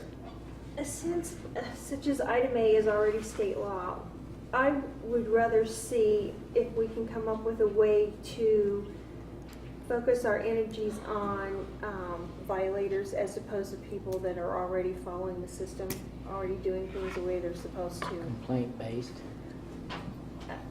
Yeah. Say if they've had 2 complaints within a certain period of time, then we'll go and inspect all of their facilities. Or something We've got along that that. now. That's what we've got now. Well, is it, I mean, do they inspect all of them or just that one unit? Caleb? Yes, we only inspect the unit that we received a complaint on. However, that could be a program, that could be, you know, if it's a, however you decide to set it up on a 3-strike basis or the 2-strike, and then they inspect all their units. But again, we wouldn't know how many units that they're totally own, so that would be something that could be looked into this, that type of That'd system. take up a lot of time. A lot of You'd have to time and have a personnel. full-time inspector. You get one complaint, they gotta inspect all the departments? Wow, That would be very expensive. that'd be real expensive. I Well, don't I'm think just trying to come up with an alternative. Instead of grouping all the landlords in this same group, doing, I think we just ought to focus on violations. Well, we're listening to the landlords. We're failing to listen to the people that rent these houses. The silent number is out there. They don't show up for whatever reason. They don't show up. Either they don't read it in the paper, or they don't hear it on the news or whatever, but they don't show up. Most of these people get notified that show up here today, and that's why they're here in force. When the paper Telegram ran with this a couple months ago, and I don't have the exact numbers, but they ran a survey to where people, if they wanted to take the time, they could go on and vote to see if we needed some sort of a landlord law in the city of Garden City. The numbers were 80% for it and 20% against it. So I think the silent majority out there needs to be represented, and we have to take their concerns into concern as much as we take these 3 or 4 dozen here. But they're Well, that's already kind of a- applying. Well, And they're already doing the checklist. I've seen people that sit out here that have had violations since the first day I brought this up. Okay? And that's Well- not to say that we still don't have some that have violations, but we won't know until we have something to figure it out with.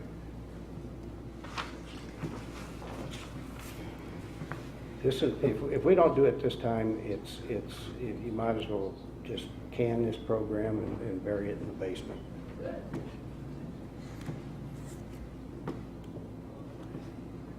I've made a recommendation. Okay. Do you have any concerns? Are we in the further discussion? Yeah, On a we're still- motion phase now? Well, I don't know if it really, I don't think we really made it. Do we need to make a motion? I've already made I a have motion. Melvin making a motion, he called it a recommendation, but it got seconded By by Dan, Dan. so at least one commissioner recognized it as a motion. Okay, And then you opened it up for public comment after that, and then it came back to Commissioner Dahl's comments, response by Commissioner Dale. sure. That's what I've got as the Okay. flow at this point. Yes, sir. Please My name's state. Harvey Brungart. In regards to your 20-80%, how many landlords do we have compared to how many renters? I don't have any Your idea. percentages are gonna be that way. If you got 100 people that rent and 10 landlords, it's gonna be 90-10, right? The 80-20 percentage makes no sense. It's still anybody that took the time to vote. If you have 30,000 people and 1,000 were landlords and the other 29,000 are renters, the full 1,000 landlords could vote and only 50% of the renters, and the percentage is gonna be way off again. The percentages don't mean any, there's times where percentage means something, but this has nothing to do with how many people register. Harvey, what do you recommend? Pardon? What do you recommend? I think we ought to have a checklist. I'm strictly against the registration, because you know where to find us. And like, one of the other people said here, I don't know who said it, but if there's somebody who has a violation with weeds, cars in the yard, any other problem, you can sure get a letter to us immediately. Well, yeah, I don't want to register all my properties. You know, they're on the tax rolls. You know where we're at. I don't have a problem with checklists because we have to do that with the state anyway. If you want to get in real technical things, I've had people go through my checklist. I go through and check it off. They look at it and make a check on every one of them. I even make sure that it's there, just so they can get the place rented. But we have to do that by state law. So the checklist isn't the greatest thing, but it's a You know, and there's a lot of landlords that aren't doing it maybe, but they should, but that's, I want the checklist maybe, and that's it. Okay. Do you have a Well, I just, comment? if I thought this would get smoke detectors and keep them in every rental unit in Finney County, then I might be more in favor of it, but we all know that's not gonna happen. There's a high percentage of compliance, and we have a program in place. And if some checklists being turned in can help, that maybe that's something we should look at. But if enforcement after the fact, whether it be tenant or landlord, isn't good enough, then that's maybe open for some further. But the program we have has served us well. It's there to use. As everybody's mentioned, we know where they're at. We can find them. You have to go by, if there's a violation, you go by, you have an address, you go to the county records, you find that, or you send that letter, whatever it is, to them. Mhm. So, that right there. You've done, basically, if you had a database, the same thing you'd have done. You looked it up and you found out who owned it. And so then you started acting on it. And so I don't support really any change of any kind other than a few of these minor details that might help it be a more successful program for what we have.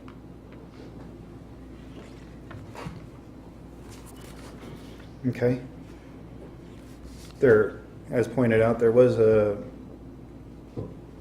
recommendation and a second on the recommendation for moving forward and creating an ordinance using what was set forth in the document of A, B, and C. There was discussion. We probably have to vote on that, correct? To move it forward or to kill it, or either way, however it hangs out. So, all in favor of that recommendation, say aye. Aye. All opposed, same sign. Aye. It failed.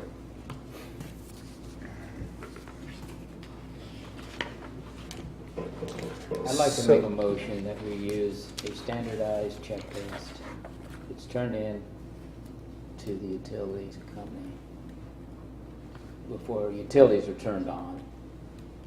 And that's the extent of it. Okay, there's a motion for that recommendation, or are we calling them recommendations, or is it a motion? I guess it's a motion, because he said motion. Yeah. Is there a second?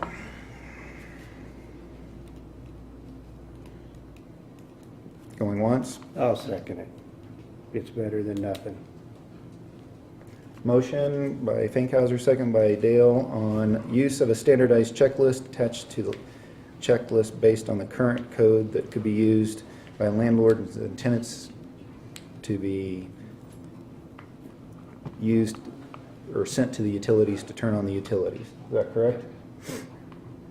Any discussion on that before we vote? I would support looking into that further, but not just mandating it at this point, so we voting accordingly. Okay. And by that I mean, that's pretty broad.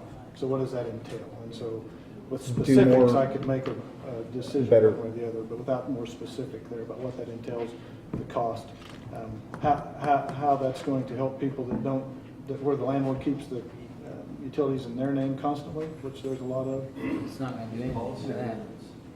Yeah, that was my question. If it was an ordinance, there would have to be another, if it required an ordinance change, there would have to be another vote taken at some point anyways to make it local law. If it's a policy change, You still want to see then the policy. your You direction still would want to be. see it. But then a policy normally doesn't have any sanctions behind it if somebody doesn't do what they're supposed to do. I think if you start refusing to turn utilities on because of non-compliance with the policy, you're going to have problems because it conflicts with ordinance. Mhm. And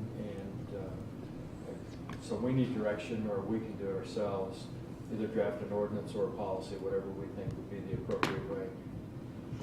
Because as I said, if you have a requirement, but there are no sanctions, which you cannot do by policy, but only by ordinance, then it has no meaning. Bearing.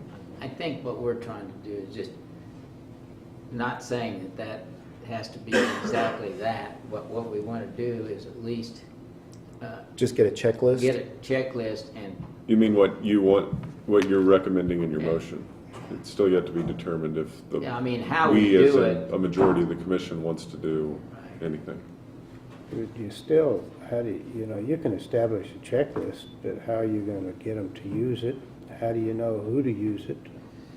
Well, they can't get the utilities. Now, you take a landlord that furnishes the utilities, it won't really apply, but, But if you don't know that that landlord yeah, you don't got it in know. his property, it just, there's no teeth in it, there's no registration in it, there's no nothing. You might as well just can this baby up, it's cooked.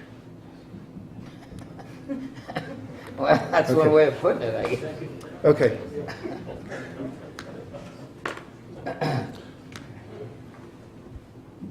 Any other discussion?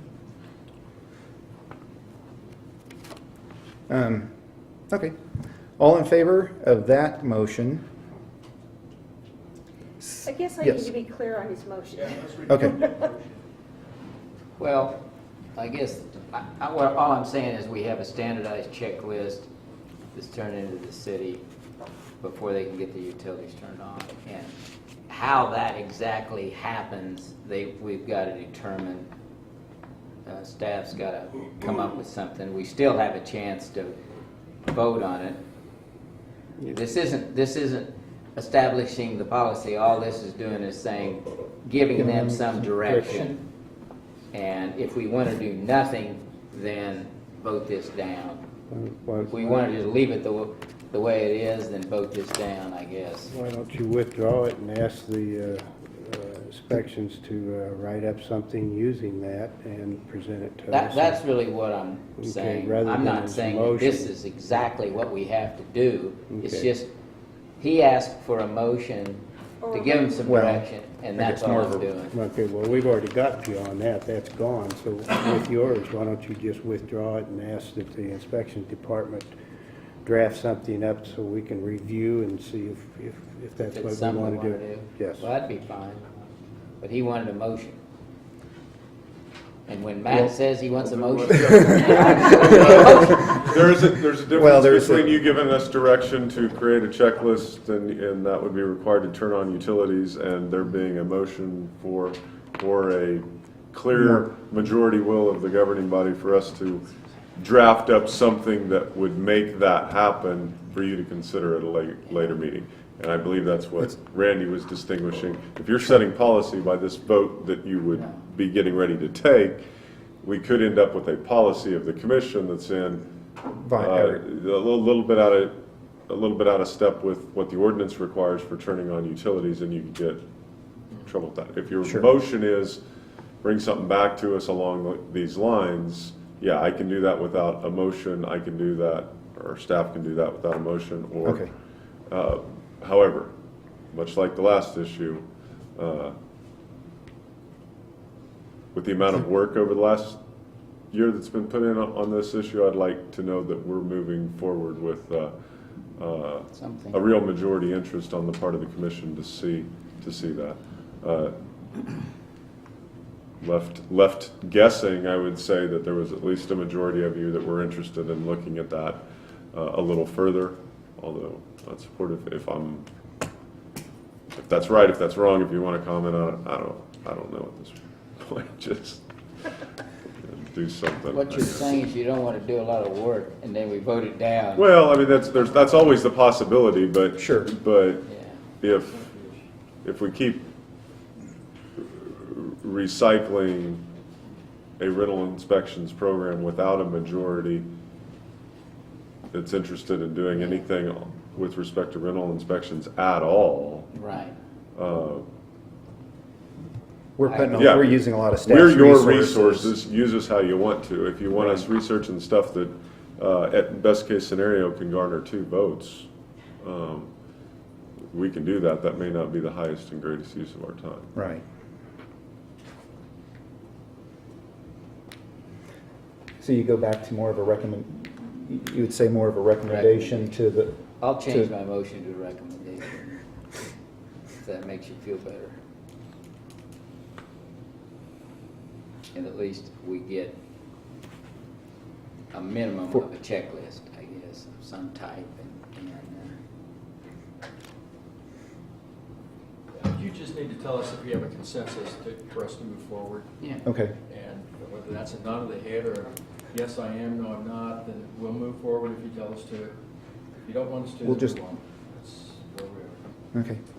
I just want to vet it out and then make sure we're all kind of on the same, we're all voting on the same thing.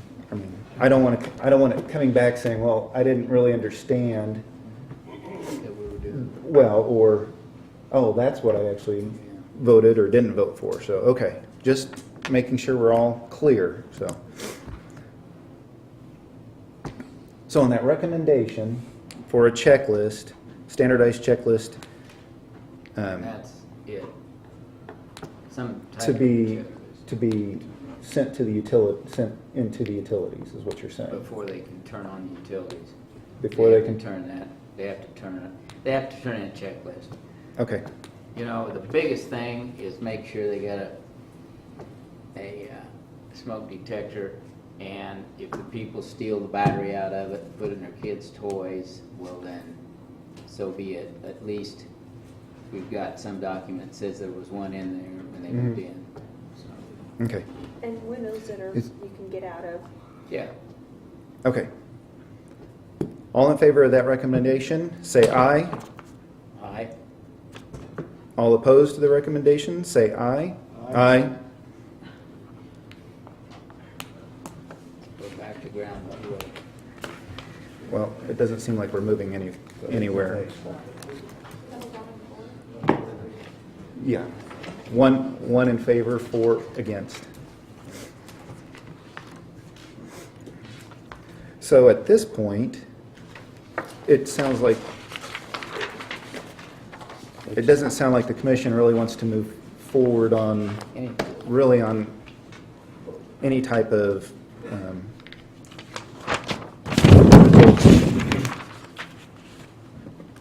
Okay. rental Mayor programs. and Commissioners, we can go back in the agenda to item 10A, which if approved would be ordinance number 48-2014. Thank you. And this is an ordinance regulating I-1 Light Industrial District and I-2 Medium Industrial District in the city of Garden City. This is an amendment to the zoning regulations citywide as they are related to allowing retail in the I-1 and I-2 districts.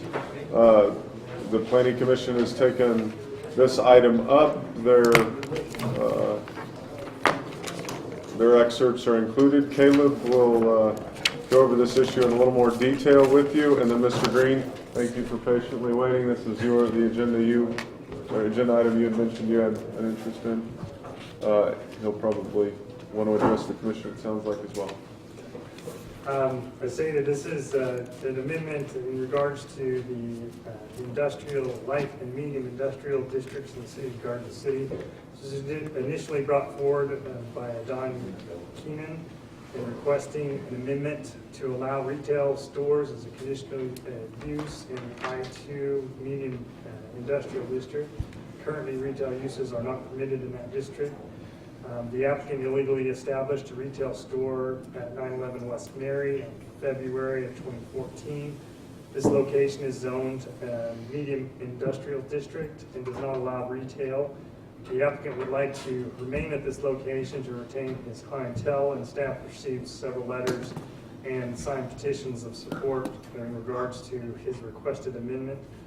When determining whether to allow retail uses in industrial districts, there are potential positive and negative impacts to address. This amendment may enhance the economic and cultural well-being of the inhabitants of Garden City. However, this amendment may not encourage and facilitate the orderly growth and development of the city as a whole. And it may also have an impact on the stabilization and improvement of property values. Traditionally, lease prices are lower in industrial zones than the lease prices in commercial zones. Allowing retail uses in industrial zones could adversely affect property values and create conflicts with those values in both zoning districts, as well as potential conflicts of the use itself. Permitting retail use as a conditional use would allow the Board of Zoning Appeals to determine the merits of each case specifically. The board would also be able to place additional conditions on each property as they deem necessary. However, it is a conditional use permits become more prolific, it would be beneficial to make the use as a by right. And it always becomes, anytime you grant waivers or variances or conditions on things, it just makes the enforcement procedures also that much more difficult to enforce and move forward with. What's before you in the report is amending the regulations, allowing it as a conditional use. This went before. Staff's recommendation was unable to recommend approval of the amendment. However, if it were recommended that this remain as a conditional use and presented as presented and not as a by right use, the Planning Commission has recommended approval of the amendment to allow retail stores as a conditional use in the I-1 Light Industrial District and I-2 Medium Industrial District. The ordinance presented to the City Commission today includes both industrial districts and as a conditional use. This was voted on 8-0 of those planning commissioners present. You have a copy of the minutes from that meeting included. Questions? You know, one thing on here, child care centers? Yeah, child care centers are Industrial. listed as a conditional use. They have been for quite some time. Really? We're not changing anything except I know. the item H. Everything else currently already exists. But yes, that was Talking also about a hazard. correct. To my knowledge, we haven't had any ever applied for it in my tenure. I've not seen child care center in an industrial. Are convenience stores or fuel stations allowed in either of these industrial? I'd have to, let me check that, maybe while you get comments, I can double check that for you. Sure. Any other questions for Caleb? So, none? Okay. Please state your name and...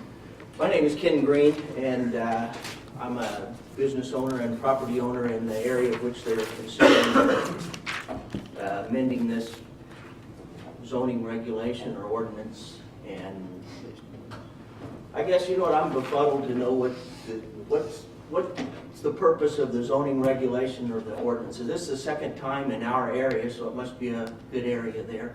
That I've been here in the last 6 months, first for a residential and now for a retail. I'm very concerned of what happens is how do you change that once we amend it? And we've been there for 30 years, and then we're starting to see the zoning regulations of people trying to change them. I mean, what purpose of having a zoning regulation or an ordinance if we can just go in and just beg for forgiveness later instead of ask for permission first? I look back at the back in June at the town hall meeting, and it was a concern of a lot of the commissioners and even the mayor then that people understand what the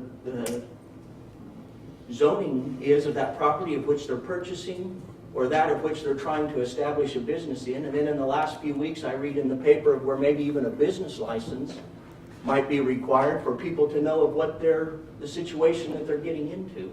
Mm-hmm. And when I see as many retail spaces, I can go down Main Street, I can go across the street from where this one is at, which is zoned retail. I can go east of there, there's spaces available. But yet they come into an industrial area that we're trying to protect, and a good example was here this afternoon. First thing that Jax, who's a business owner there, the first thing that was asked, is he not zoned properly? And I appreciate that of you, Commissioner Fankhauser, because you know what, that's a large part, but who is responsible for figuring out if they're zoned right? The data sheet, when you go and buy a piece of property, it says right there. Mm-hmm. Should we not abide by that? Or later on purchase that piece of property and then go in there and remodel it like these places were remodeled without a permit. No one even knew what they were doing. They're done on weekends. Next thing you know, you have a mall there. And now they're in here asking for retail in an area that we thought when we purchased there was light industrial. Especially with all the retail spaces that are available, what happens to those people who are trying to rent those? I mean, how would that make you feel that they're zoned properly? They go through all that. They have the ADA accessible, which needs to be commercial. They have the lighting. They have the parking. That's not happening in our area of where we're at right now. What happens to those people who put that extra money in, who require a little more lease, but yet you can go across the street and just ask for a variance or a amendment to the zoning rules and get it changed? What does that do for us as property owners there? I want to protect what I have there because I feel that the zoning of which I purchased in, that's what best fits my property.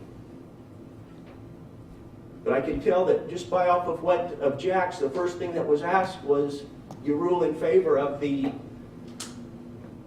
property owner or the property owners of homes and stuff around. And the business always seems to get the short end when it comes to citizens or other property owners. I mean, it's just fact. And it's the same way with contractors. It always seems like the contractor gets the short end of the stick. So I'm trying to protect that area of what we thought we purchased the zoning for that area. And if that would take place, if retail would be able to come into light industrial, how would they feel that if we ran out of light industrial and I moved over there to Lee's and he let me put in a small fabricating shop of building signs? Would Berta's flower shop, would you guys be opposed to that? Because if retail could mix in with light industrial should be able to mix in with retail. And I guess as many places that I see right in our area there that are already retail, of why it would be allowed or be amended to move across the street into industrial. One thing, conditional use is just basically, it doesn't say that they can do it. It says you have to go through the proper steps to do it. But it opens a can of worms. Mm-hmm. Yeah. I mean, child care center in an industrial area, to me, doesn't make a lot of sense. Well, Even if it is a conditional use. I agree with Dan to some extent on, but then childcare was there before Yeah. you and I came around probably, but my concern here is that we just, I think last discussion we had was because we have two churches in town that are not in the zoned in the proper area. We had a tattoo shop that was not in the proper area. Because a person goes ahead and starts a business, should we feel sorry for him and allow him to stay? If they don't check that out before they get started into it, that could happen anywhere in the city. I think it's time that we probably say, hey, the person that owns the building, the person that's going to rent the building, to start a business and get a business license, he ought to check out to make sure that he's doing everything legally. I'm really opposed to anything. If he wanted to do that, he should have came before the planning commission and requested to rezone it before he even bothered to rent out a space or prepare for it. Yes, Caleb. I just have an answer to the question that was brought up as far as the uses in, there are a few uses in light industrial districts that would be considered as retail type uses. That convenience stores are permitted, dry cleaning facilities, however, those could be technically seen in both. Greenhouses, lumber yards, these types, going through the uses, there's offices, office buildings, restaurants can be, are permitted uses, but the vast majority of upholstery shops, most of these are related to light manufacturing uses in there. So, and we do, this is an issue that continues to come up too often, as far as the businesses who come in without this been said. we don't know when a business moves in. We're completely out of that. When we get called is after the fact, when someone's already established a business and it appears they're in a zoning violation, and then they have to go through whatever remediation process that is, either to rezone or request a zoning regulation amendments, because otherwise it's illegal. It's illegal as far as what the planning commission and governing body has established. So, you know, I know talk of business license have come up in the past and so forth, but these are the continued issues that, you know, they get upset at the beginning, or they get upset after they've expended a lot of money into their project. And either way is kind of a bad deal for anyone coming into our community. We don't want them to have to go through those things. We'd rather have them go through what our expectations are, which the governing body has established in the zoning regulations, and be happy and do great business. That's what we want. And so as far as that goes, there are some minor light retail uses that are listed.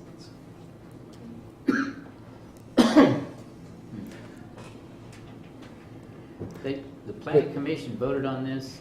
They did. 8-0? Yes, they recommended approval of it. For what reason? Why did they? You have the copy of the minutes there. Tough as they've been lately, I can't believe they voted for this. Yeah, the copy of the minutes were included in there with it, in the discussion that occurred with the planning commissioners. You know, I think one of the items that was, I think that they took into consideration was the location of the business because it's a specific, I guess, cultural retail store. But we also know that we've been informed that there's actually a second store that is in that same industrial park that is also would be in violation of the zoning regulations as well. So there's, you know, whatever action is taken, it will impact both individuals. And as stated in the staff report, there's ramifications both ways for amending the rate, because, you know, historically, that's one reason why industrial is what it is it's bigger buildings, lower costs. Because Well, don't you have a window company over there? There are several companies over there, contractor-related businesses that do. I think you could purchase things there, but the majority of their things they go and install those things. Whether it's But what about loan companies? Yeah, that's another business that was brought to our attention as well in that area. That which is not a listed use on there, we're in the process of that it appears that it's an accessory use to a business that's already there, but it's not a listed use for the zoning regulations. And of course, there's not going to be any perfect zoning regulations to cover everything, but at the same time, when these things come up, they're either added to the list as a permitted use or not. And Well, you've got a, don't you have a hot tub business there too? There is a hot tub business there. Most of those What's the difference? is installation, It's more, contractor yeah. type related. There's some businesses that the zoning regulations give the flexibility to as far as that, you know, they're bringing truckloads of hot tubs in, and they may sell one to someone who actually comes and picks it up and installs it themselves, but probably the majority are installations that as part of their business, that's what they do. So they may manufacture certain portions and pieces of that as well that wouldn't be really fitting in the C2 zoning district. And so.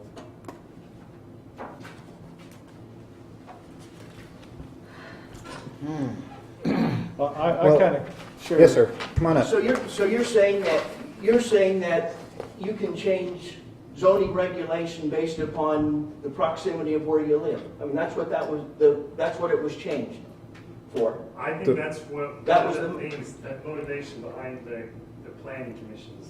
So in other words, the two lots beside my house, if I put it, because it would be easier for me to get my trucks out, would be the proximity to my home is better than having to drive down Mary Street. The same logic would apply. I mean, that's the logic that you're using to change zoning regulation and ordinances. That's the logic that the planning commission used when they Well, I don't think that Okay. that's very good logic, but, you know, Sure. that's up to you guys to decide that. I would think that anytime that a piece of property is purchased, it's right there on the data sheet.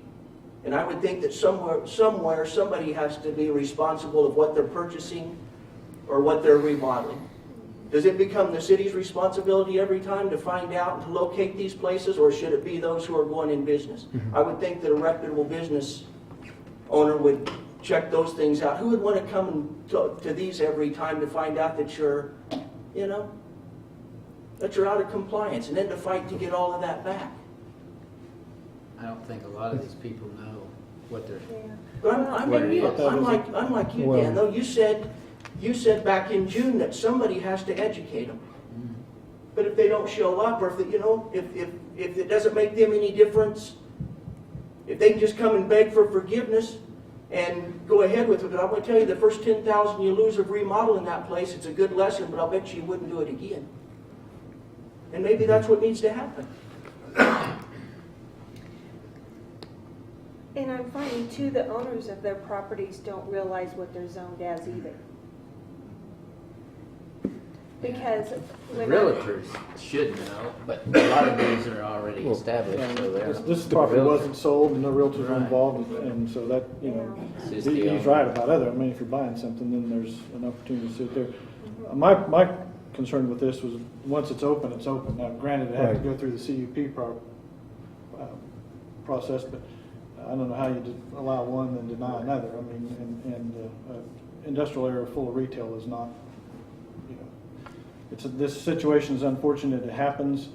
There is a way for it to not happen, but you got to know to ask the question, I guess. And some people maybe truly don't, but there are, you know. Then all of a sudden you got this industrial area all full of retail, and that's not in anybody's interest either. Best interest. Well, it just, to me, it just seems like, you know, it's light industrial, and we're trying to skew the zoning code to meet that one requirement for that person to keep them there, and then Well, it that's opens. two. Well, okay, two. And now anybody Well, can come ask for a CUP for retail. Well, but then that kind of opens up the door for, you know, we do that, and it just seems to open up the door for, then it all kind of starts. And again, like what one of them said in the, that there's a lot of retail space open in the community, but then they voted for the recommendation. I mean, they even mentioned that there's, you know, a large number of retail spaces that are open that, in the community, and they had no qualms with the request, but so I was like, well, that kind of offset the thing, Yeah, but that makes no sense. it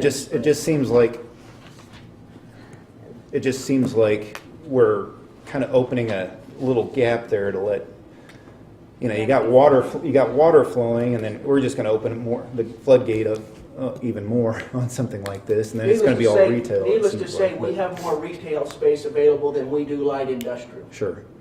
That would be my comment too, Mr. Green, is that. Can you please state your name? My name is Alana Duvall, Finney County Economic Development, and it makes it very difficult for us to go in and help those companies who are looking to build businesses in Garden City outside of the retail sector.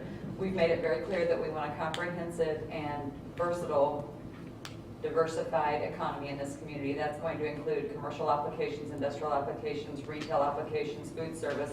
If we don't protect the integrity of our zoning, which is why we have it in place, we can't protect the integrity of our community and make sure that we continue to look like the community that we today do look like. That's one of the best things that we have for recruitment tools.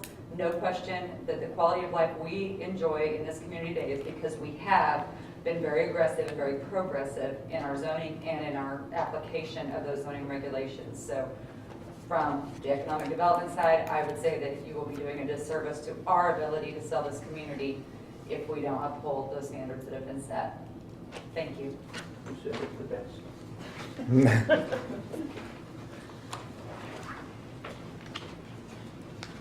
So what the commission would like to do on this? I would make a motion to deny the zoning, or the change in zoning to allow retail as CUP. I'll second that. Been moved to deny the request by Commissioner Law, seconded by Commissioner Dale. Any other discussion? None being, all in favor of that motion, say aye. Aye. All opposed, same sign. Passed. So now you better go get an eviction notice. The- Yeah, I agree. Yes? The next item is item 10B. Okay. If approved, it would be resolution number, I'm sorry, 2580-2014. 2580-2014. Yes. which is which is a resolution authorizing the removal of nuisance conditions from 407 West Mary Street. I move that we approve resolution number 2580-2014. There's been a motion. Is there a second? I'll second. It's been seconded. Any other discussion? All in favor, say aye. Aye. Opposed, same sign. Passed. Item C. Item 10C, Mayor and Commissioners, is a resolution which if approved would be number 2581-2014. It removes motor vehicle nuisances from the following addresses: 401 North 4th Street, 705 North Taylor, 601 Jenny, 601 East Kansas, 407 West Mary's, 2602 Cheney, and 225 Inge. On 705 North Taylor, this We- is the third one in less than a year. And yeah, that one kind of seems to be coming up quite a bit with vehicles, I've noticed. Yes, Used car lot, is the way the ordinance is that it's, we receive a complaint, or we receive a complaint on property, we go and a new case is started. So if we take care of the issue before, and then they bring more in, and then we have to go through the same process to abate the situation is the way the ordinances are currently exist. So there's now on weed mowing, there's, you get your one notice, and then we can go abate that situation for that year, calendar year. However, that's not this case with vehicles or other environmental yard situations. It's another case has started on that, and then moved through the process. But we normally don't have, we normally don't see the same residents like on this one though. Right, that is correct. I noticed that too, that it was. So when you go in and clean that, or in this case, take that truck off that piece of property, you pay the toll, don't you? But, yeah, the city has the vehicle towed. In order to get that tow out, they have to pay the bill and the impound fees related to that. What happens if they don't pay the toll? It goes to the city's auction, and they're auctioned off, and if we recoup the funds from the vehicle, and we can put liens back on the property if that's the direction it's gone. Same person on this property consistently? This is a landlord's property. This is a rental property, and Yeah. so. Well, we can cite the owner of the property in municipal court. $500 fine might take care of these issues in the future. I think that's. It'd probably be the landlord's responsibility, but we'd probably consider what's going on in court once the people got there. If they fail to show up, then a bench warrant is issued for their arrest. So I'm sure the prosecutor would prosecute a case like this. Can Okay. we do that? Obviously, they're not getting the message. Repeat or standard? Yeah, we decide. Okay. Caleb gets me the information. Any other discussion on, is there a motion on the resolution? I'll make a motion that we approve resolution 2581-2014. There's been a motion. Is there a second? Second. Motion by Fankhauser, second by Law. Any other discussion? None being, all in favor say aye. Aye. Opposed, same sign. Passed. I'd like to take a 10-minute recess from the meeting at this point, we will be back in session at 3:40. I just made that executive.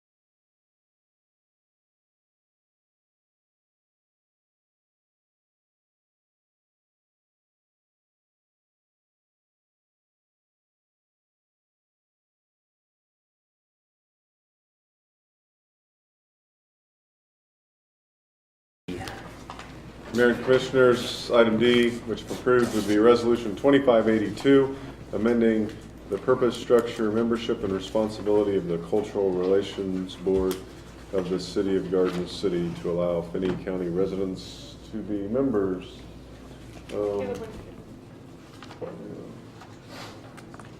Give Michelle will be here Okay. to. I noticed in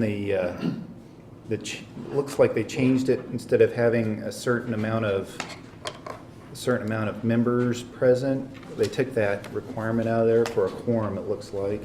But everything else kind of looked like it read about the same. Is that what everybody else kind of? And they opened it up to the county. And yeah, that too. That was the big one, but I guess I missed where they don't have to have a quorum. yeah, they changed. Quorum based on the number of board Based on the members number, there present. wasn't, but yeah, and then they opened it up to the county as well. Oh, change the quorum. Yeah, okay, that's right. I noticed there was a change, there was a specific number, but they took that out to A meet the majority of quorum. the current It board just said members, majority, not yeah. board members present, that would Right. make it necessarily. But the old one you had to have a specific number of board members there, and then they opened it up to the county. So come on up, Michelle, we're discussing the new resolution. Okay. Good afternoon, Commissioners and Mayor. The Cultural Relations Board has looked a recommendation before you at amending the resolution that did get amended in 2011. What before you, they are wanting to expand the membership to Finney County so that we can recruit more members that will reflect the diversity of the community, and then change the makeup of the quorum requirements, because many times when we have a meeting, since we don't have 5 people present, we can't hold a meeting. So those are the recommended changes before you. I know, as a community, we're trying to become more of a regional center. Did you guys even talk about or discuss maybe going even further out from Finney County? Yes, we did. In the recommended resolution that I did have Randy review, considered all of the counties that surround Finney County: Lane, Kearney, Haskell, Gray, and Hodgman. Okay. So that we could recruit from those areas. But the board that met at the last meeting in April, they recommended at this time to only expand the membership to Finney County. So we could go back maybe at a later date and possibly maybe expand from there? We could. I'm just thinking as being, we're always talking, I remember the former mayor always talking about us being the regional hub and regional center of western Kansas, and I saw we expanded to Finney County, but maybe if we could, I don't know, just an idea. What was the logic, or what was the thinking with an ordinance that proposed a more regional approach to cultural relations? What did the Cultural Relations Board see as the motivating factor? You explained getting more people, or being able to go get more people was one of the reasons for expanding from city to county. But yet when presented with something that went regionally, they dialed that back to Finney County. Right. And there was one board member that was in favor, so that we could promote our regionalism. The remainder of the board felt that if we had more members that were not within Finney County, and that they were providing direction to the city commission, that might be a concern of the city commissioners. So who will appoint the members from outside the city? Well, the city commission appoints every member to the Cultural Relations Board. So kind of like the other boards where it essentially falls upon us. Yes. But there are representatives outside the city limits. that, Not at this time. well, but I But mean there on could other be. boards, but Yes, as once we well. pass Yes. this, it will move the boundaries out to the county. And then how many positions will there be then? Well, we It have said- 9. Right now, we have 2 vacancies. Okay. We had two board members that accepted jobs in other communities. So it really wouldn't change the number, it would just change The the recruitment. recruitment to a different area. Okay.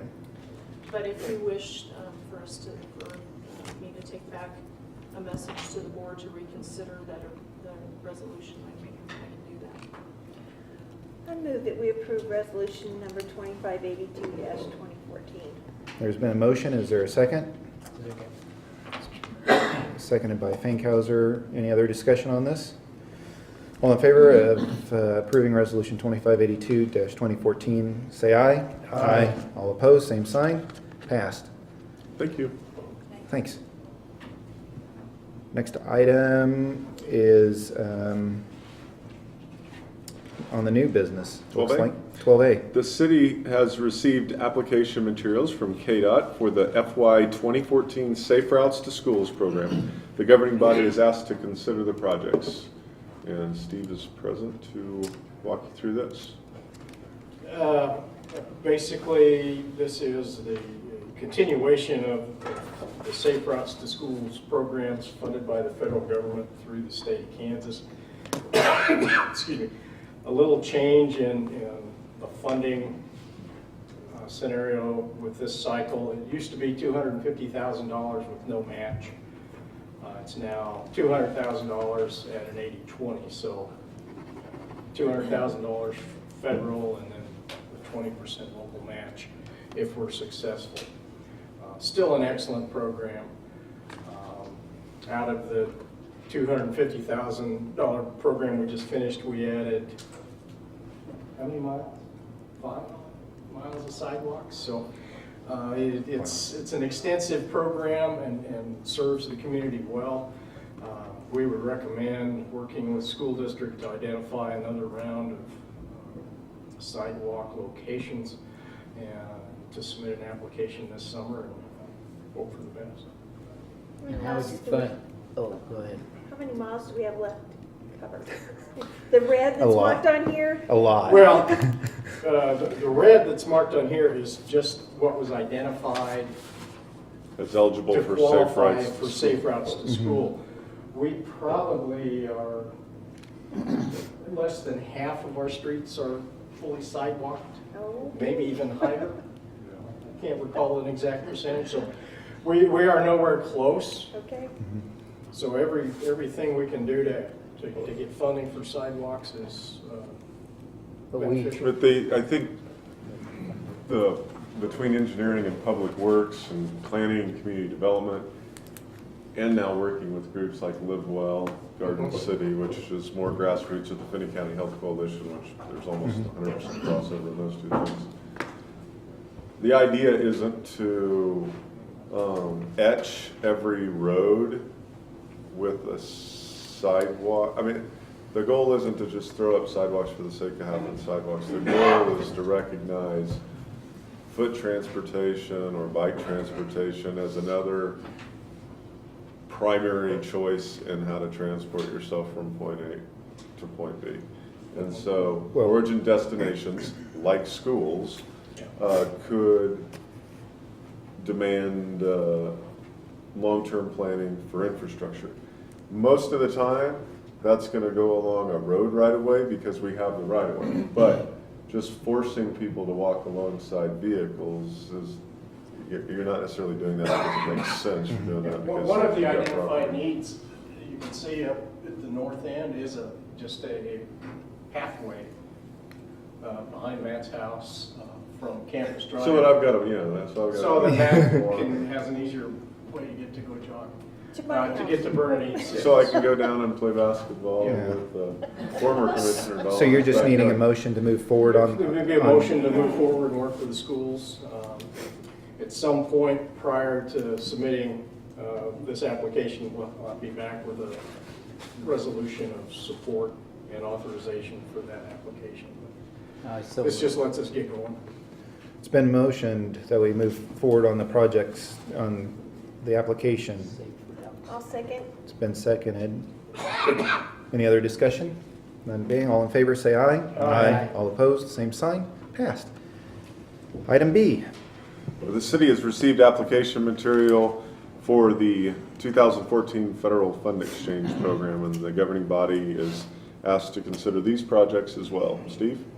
Okay, this is the fourth year of the Fund Exchange program. Basically, KDOT gives us state money for federal aid dollars that they keep and put to use on state projects. The funding category is SDP, or Surface Transportation Program, and those generally required a 20% local match, if not a 25% local match.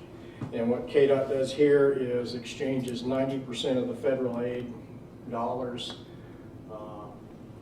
to state aid, and then makes that available to us. We don't have to provide a local match. There's a fairly lengthy list of what's eligible put in the memo, but predominantly we've used it for reconstruction of local residential streets that don't have any other funding mechanism short of possibly general fund, debt service type things, or trying to get a neighborhood to agree to pay special assessments to rebuild the street. So it's a very good program for that. Giving you three options, and they're in order of their birth in our collective minds. Option one would be the next two streets in the Labrador Ridge area that were identified a few years ago when we started that program. That being Easy Street and the south block of Seamus.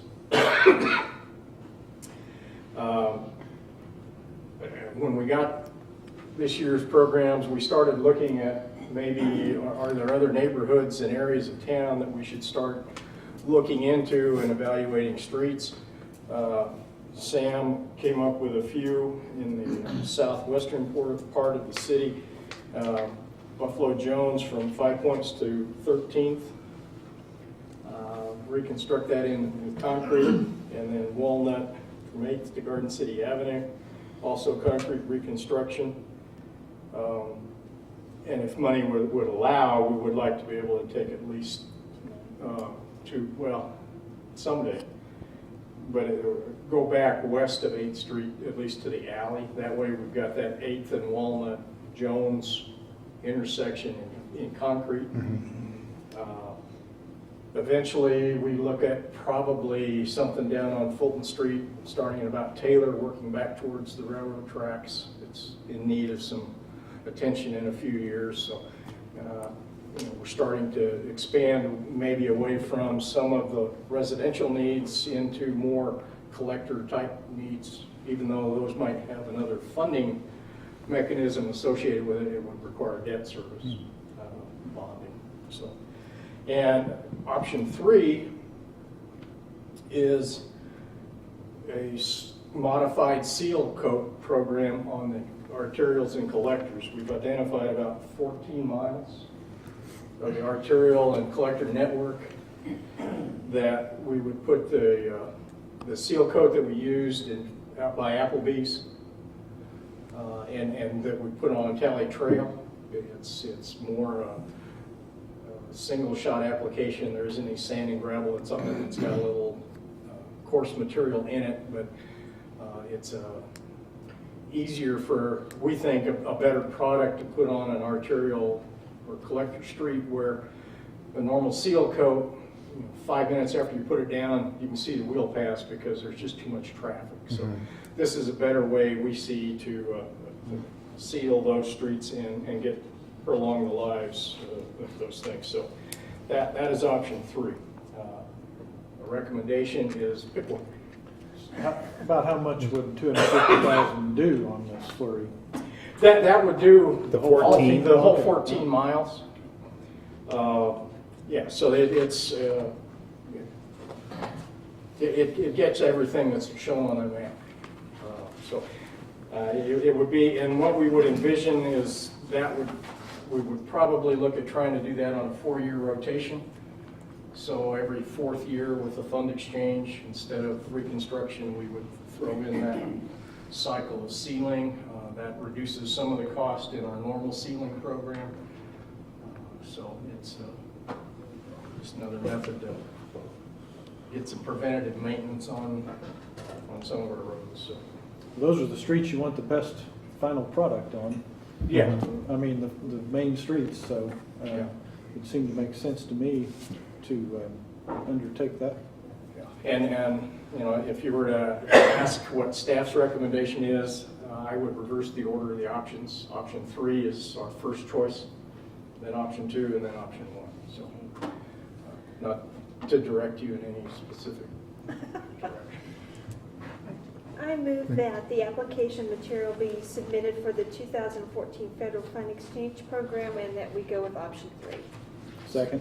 Been a motion to go with option 3 on the Federal Exchange Program for 2014 application motion by Dahl, second by Commissioner Law. Any other discussion? None being, all in favor say aye. Aye. Aye. Opposed, same sign. Passed. Thank you very much.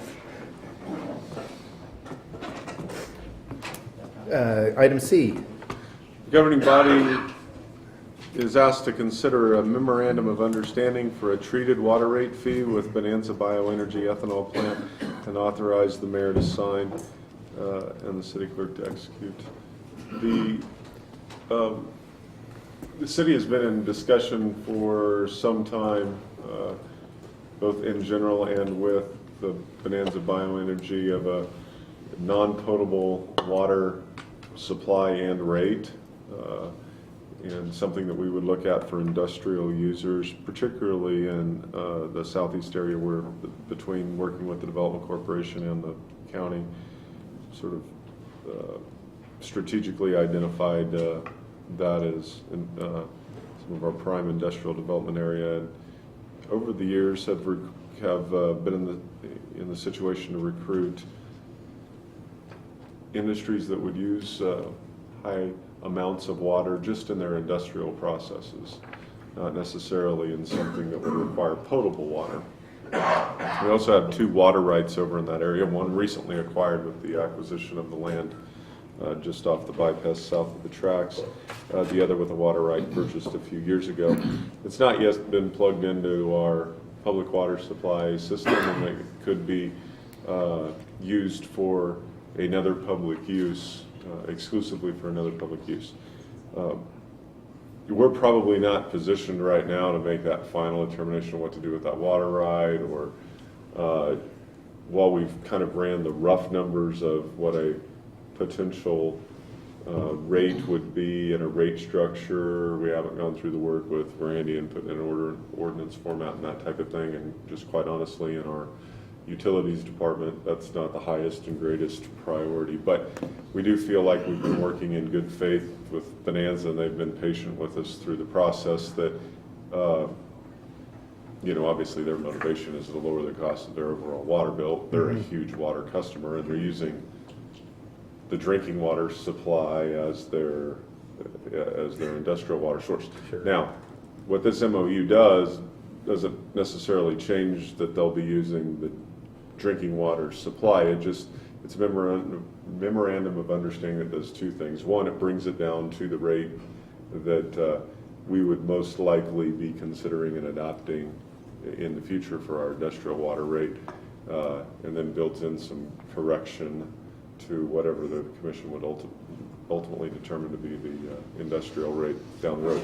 The second thing it does is it gives us the option then with them or another user down the road. If right now it makes sense for us to go ahead and deliver you our potable water supply, we're going to do that.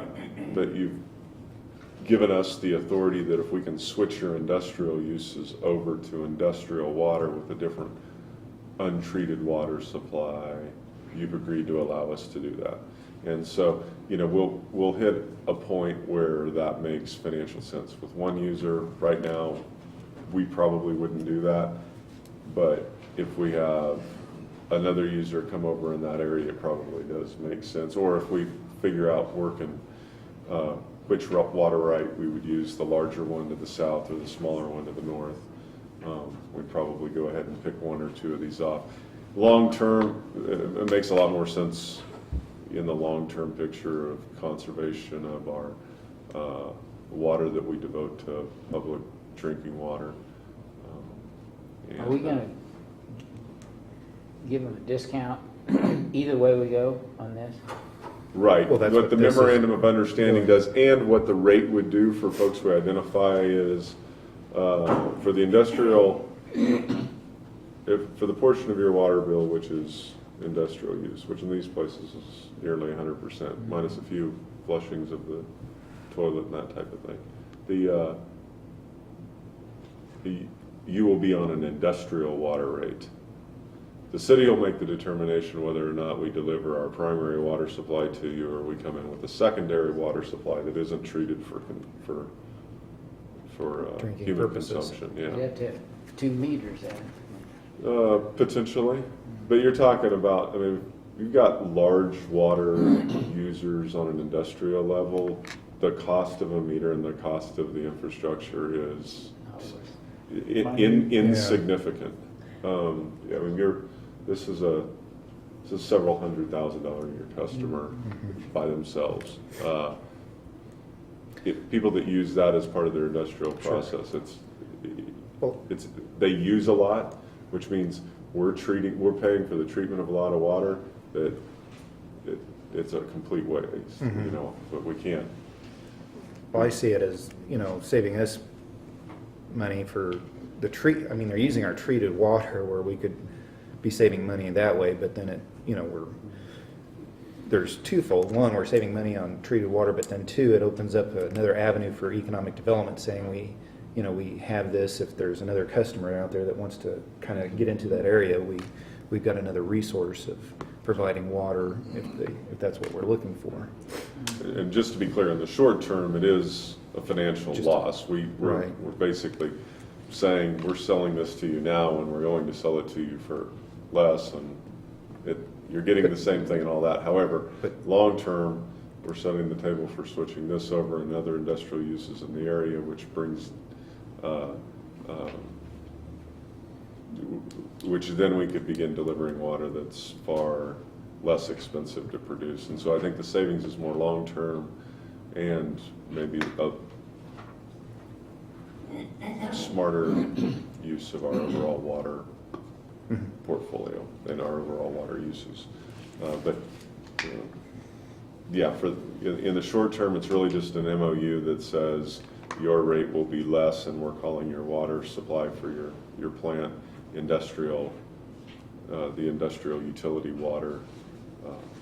Stay tuned for a rate coming when we've got time to work on it, type of a thing. I make a motion, we approve the memorandum of understanding for treated water rate fee with Bonanza Bioenergy ethanol plant. I'll second. It's been moved and second. Any other discussion? None being, all in favor say aye. Aye. All opposed, same sign. Passed. We're to item Item D is review of our enterprise funds and support funds. And so Melinda will take over or join us. Sounds much familiar. For the fun.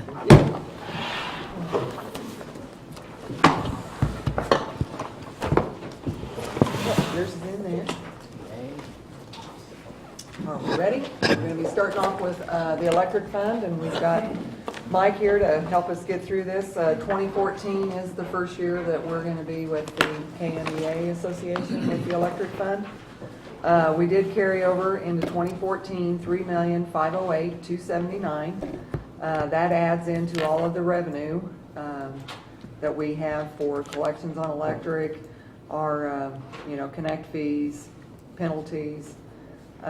Sales tax collections, we have a total of $29,859,000 in revenue in 2014. The same situation for 2015 on revenues. We're looking at a slight increase. Revenues would be at $30,129,250. So there's your revenues. No rate increases this year. No rate increases at all in the electric for 2014. But I can say that the rates we've stabilized. Start over in the mic. Based upon the budget that we put together for the revised 2014 and 2015, there will be no rate increase in the electric utility, certainly not for 2014, and we don't anticipate one in 2015. The intent is to stabilize rates, which we have done.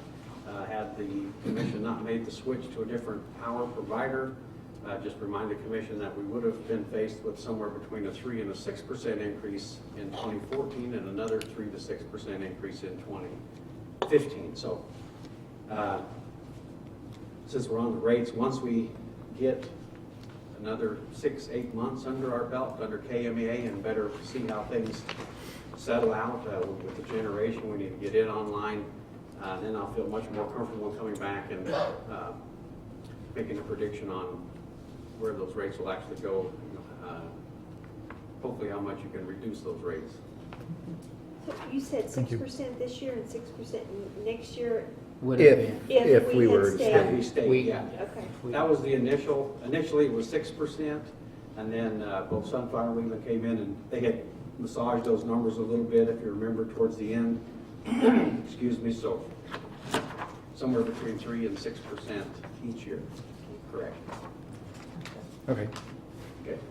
Okay, then as we get into the expenses, I just wanted to let you know at the back of the electric fund sheets, there is all of the detail that Cliff and his staff did out at the office. So if you ever have a question later on, as you're looking through your budget book, you can go back to those summary sheets back there and you can get the description of what was in these line items. In the additions area, we have for 2014, $3,307,500 in expenses. The major portion of that is in distribution, material distribution, getting all of our assets and everything hooked up correctly, and also in substations. What page you on? Yeah, 411. We also have some fairly large payments to contractors in 2014. But then when you go to the new equipment down below, we're looking at, in 2014, we're getting a Bobcat, and we've got some GIS situations here where they're needing to spend some extra money to get GIS to work for their needs over and above what we have on GIS right now. And then there's going to be a department vehicle in that 2014. The 2015 expenses and additions goes down substantially, down to $2,031,750. Once everything gets hooked up and running right, we can see these numbers start to come down a little bit in the addition area. Any questions there? Production, this is where we have 3 employees in the department, no change. So we have salaries for them and the benefits that go along with it, both in 2014 and 2015. The major expense, 2014's budget here is $20,933,000. The major expense is your wholesale electric, $19,212,000 is what we have budgeted. There's a new line item in here, and it's right under the wholesale electric, and that's power supply long-term debt.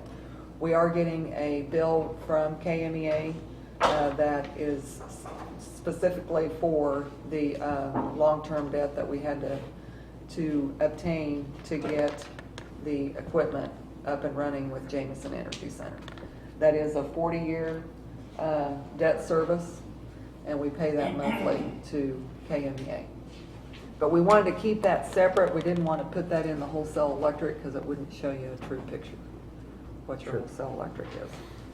And then we have operating costs from the Jameson Energy Center in there at $150,000 a year. So the 2015 budget for production is $21,274,000. Then we go into distribution, that's 413. There's 20 employees in this area of the budget, no change. So you have the salaries for those 20 along with the benefits. And then we have the operating expenses that go along with distribution. Pretty much the same as what you've seen in past years. The total expenses, $553,500 for 2014 and $518 for 2015. Pretty much nothing out of the ordinary there. The commercial area, 414. This has a lot of expenses that have to do with managing the electric department. We have a little bit of the audit expense in here in 521601. That's a portion of your audit expense that we have with Low Super and Dick. Yeah. Association dues. There's some, yeah, with your League of Kansas Municipalities is in there, plus there's So much per head or what? KMEA. I need to look in the detail, I think we There's have some all that. citywide association dues that are paid out of there. KMU is one of the larger ones, and included in that is some of the safety training that we just have them start doing citywide. We have Kansas One Call, Intel Traffic, League of Cities, KMU. IEEE. It's like, one call, that's not a professional, that's for service in Kansas probably. Right. Yes. I mean, that's not that we belong necessarily, it's just that we gotta pay to help fund that. Yep. Yes, sir. We also have the credit card charges coming out of here. This is where we mail out the bills, the utility bill, outsourcing, 30,000 both years, insurance for property. Then we also have the transfer for office salaries. This is for the city manager's office. The electric fund funds the salaries in the city manager's office. So there's a total of $974,250 in 2014 and $985,250 in 2015. The electric sundry, this is where we pay for some of the consultant fees that we've had to use in the past couple of years. Engineering fees to get all the new services set up. Sales tax, this is where we pay the state of Kansas the amount that we collect in revenue. And then the transfer other funds, the 7045. What that is the transfer to the electric fund. To the general fund from the electric fund, that's 5% of revenues. We also do a transfer to the community trust. In 2015, we would like to be able to start a electric reserve fund, and that would be funded through this budget. The money would be transferred into the reserve fund, and this would be for future repairs, anything that would go on with that Jameson Energy Center. 40 years down the road, that's going to be ours to own. Sure. And we're going to have to do some repair and replacement. So, That's an additional reserve fund for just that. Just for the electric. Because we already have a reserve fund, though. We have a reserve fund in the water. Oh, but not in electric? Oh. Just carry over. Yeah. Okay. Then we do have debt service. This is for the AMI project and the electric fund debt service for that, $773,000 in 2014. And then they also had some GEO debt that we issued last year for some major improvements. So that's your debt service back there. We have a total 2014 revised budget of $31,304,750. That allows for a $2,062,750 carryover into 2015. We have budgeted the full fund. We budget our cash carryover into 2016. We anticipate that being $1,188,905. And keep in mind, you created a $500,000 reserve with Right. that, so the apples to apples with the cash the carryover same. from the previous Yeah. year is 1.68. Yeah. which the difference in those two numbers may be close to just line item savings. Right. Maybe going a little bit into cash, but not as deep as it appears when you take it to zero. That's it on electric. You have all the detail, but do you have any questions you'd like to ask Cliff, Mike, while they're here? What would be the fund number of the reserve? Do you have to create it? Yes, and it would have to be created in the electric rate ordinance. The fund would have to be discussed in that. We haven't If done the it yet. commission does that as part of their budget, we can do it between after they adopt and before the end of the year, or, okay? Yes. Or do we don't have to create it before they approve No. the budget? No. All right. So now you have all this detail that you can pass over and arrive at the fund number 69, utility deposit. This is just a holding fund of customer deposits. We had $450,703 in there in 2014. We record the deposits, pay back people when they either have met 1 year of good service or they move out of town. And we anticipate those expenses in 2014 to be $255,000. We're budgeting the full fund in 2015, so we have $815,000. But this is just a holding account. There isn't any way that we can use this money for city purposes, so. Okay, then we're on the golf course, and we've got Cole and Toby here. We carried over $70,928 in 2014 into the golf course fund. The revenues in this fund are pretty much, they hold even between the 2 years in our green fees, memberships, golf cart rental, driving range. We also have the concessions out there. We have that $33,000 in line item 3600. We have $33,000 left over in the geo debt that we did for the golf course irrigation that we can utilize in the golf course operations. So we're putting that in as revenue here. We have our transfers from community trust and general fund and special rec and park, and those are for 2014. Those are the same as we've had throughout the years. We're having to increase the transfer from the general fund in order to get our fund to balance in 2015, with some additional expenses getting the course ready in 2014 for the tournament that you have coming up. But revenues are stagnant, but expenses, they can't stay that way when you have employees. But we'll get through the expenses here, and then that way you can ask questions about that. You want to talk about the revenues at all while we're here? If you even go back to 2011, our green fee number has kind of slowly crept up, and we've never really got to that $150,000 number. But with the Symetra event in 2014, we're scheduled to make about $25,000 off of that. So that'll get our number back up to the 150 range. And as that tournament continues to grow and we continue growing, our stuff we're doing at the golf course, as long as the Mother Nature cooperates with wind and all that good stuff. And I think we'll continue to grow our programs. We've slowly grown, but we'll continue to grow. Good.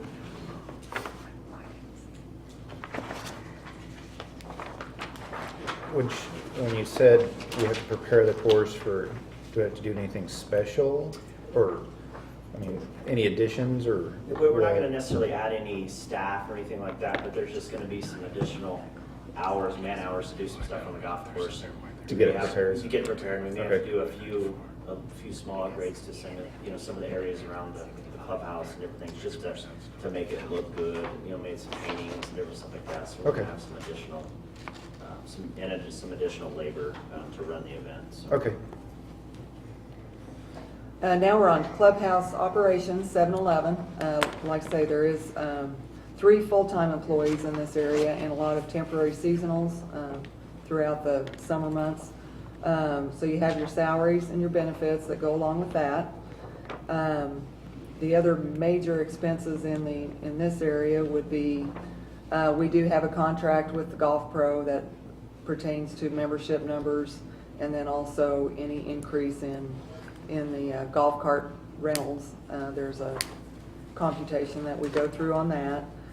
The next page, we do have, the supplies concessions, that's a big number in there. New equipment office, there is gonna be a golf cart lease payment that we talked about earlier this year. Some of it's coming from fund number 30, which is special rec and parks, and the balance of it comes from this part of the budget, and we have 13,000 in there both years. And we did a 2-year payment for those 50 new carts. Yep. Okay, are we getting close to getting all those? Yeah, we have 40 of them now. We'll have Okay. the other 2 hopefully delivered this week, so, Okay. other 10, sorry. 2. Anything else you'd like to talk about here? No, I mean, we're optimistic for another good year, and especially going into 14, 15. We've scheduled all our events. We'll be hosting the AJGA National Junior Golf event first week of June, which brings in, they actually just expanded, I found today, that last year was 96 kids from all over. Now it's 120. There'll be something like 30 states and a couple of different countries. It'll be in Garden City for 5-6 days, so brings a lot of revenue into town. And then obviously our pro-am, and then our big new event, the special tour events. Saving money. Good. On water, saving water and saving electricity. We're definitely saving water. And Toby will attest Well, that it's pretty nice not seeing those hoses all over. And no dry spots as of yet, so. Toby can talk about Greener that. grass, less water, boy, that's. That's good. Can you come to my house and work a little bit? $1.5 million. I planted grass. You can help that, close that $450,000 subsidy. We probably work something. Yeah. I planted grass, Cindy, so my sprinklers running constantly practically.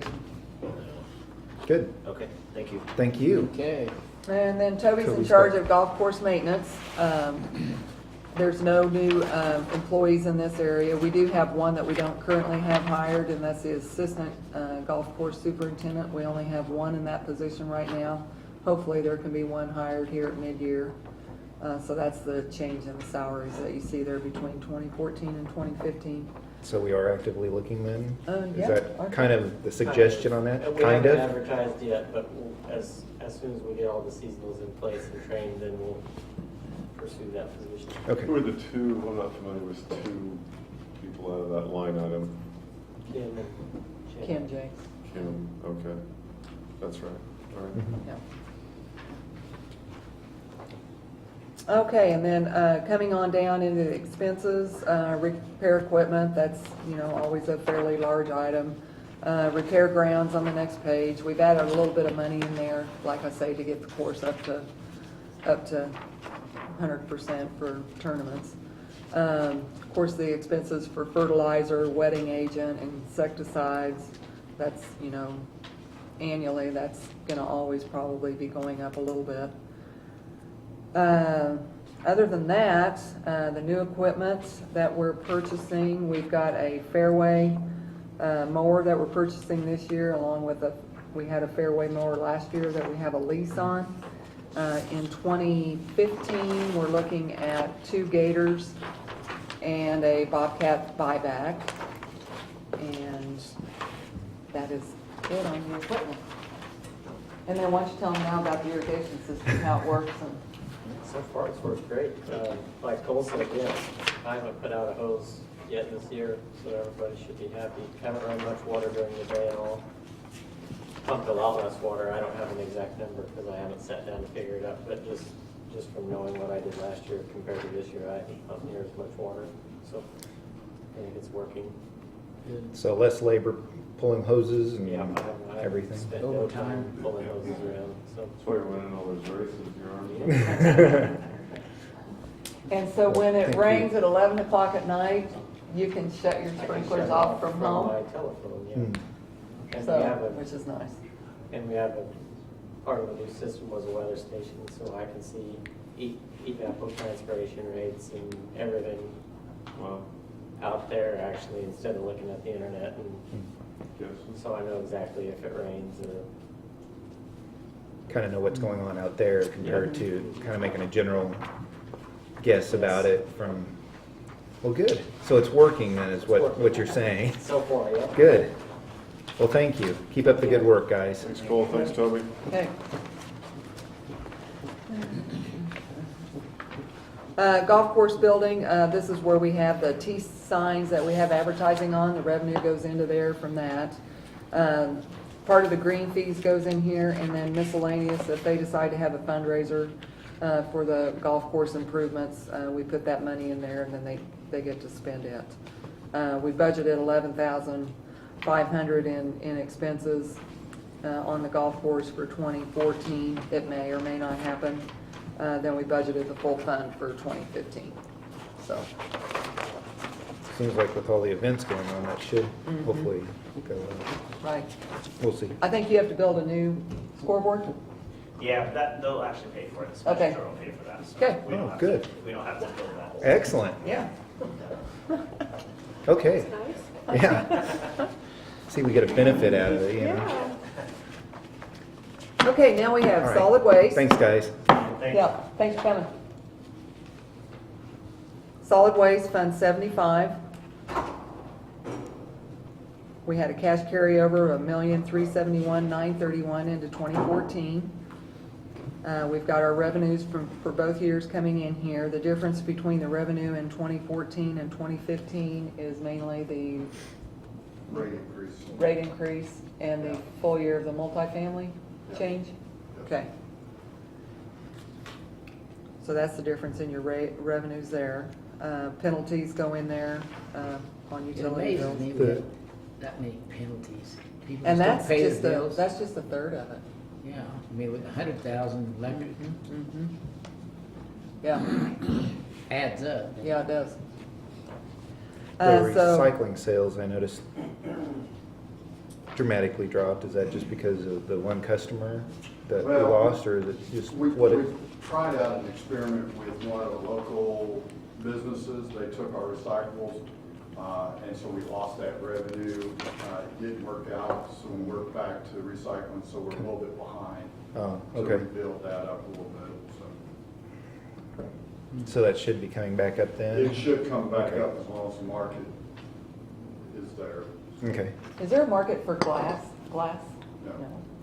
But you We do pick it up? recycle glass, but they take it off our hands, we don't need anything for it. Cardboard's about the only thing anymore that has a market, isn't it? Yeah. Everything else you gotta, Pretty much. if somebody will take it away, it's a good deal. Yeah. Okay. Okay.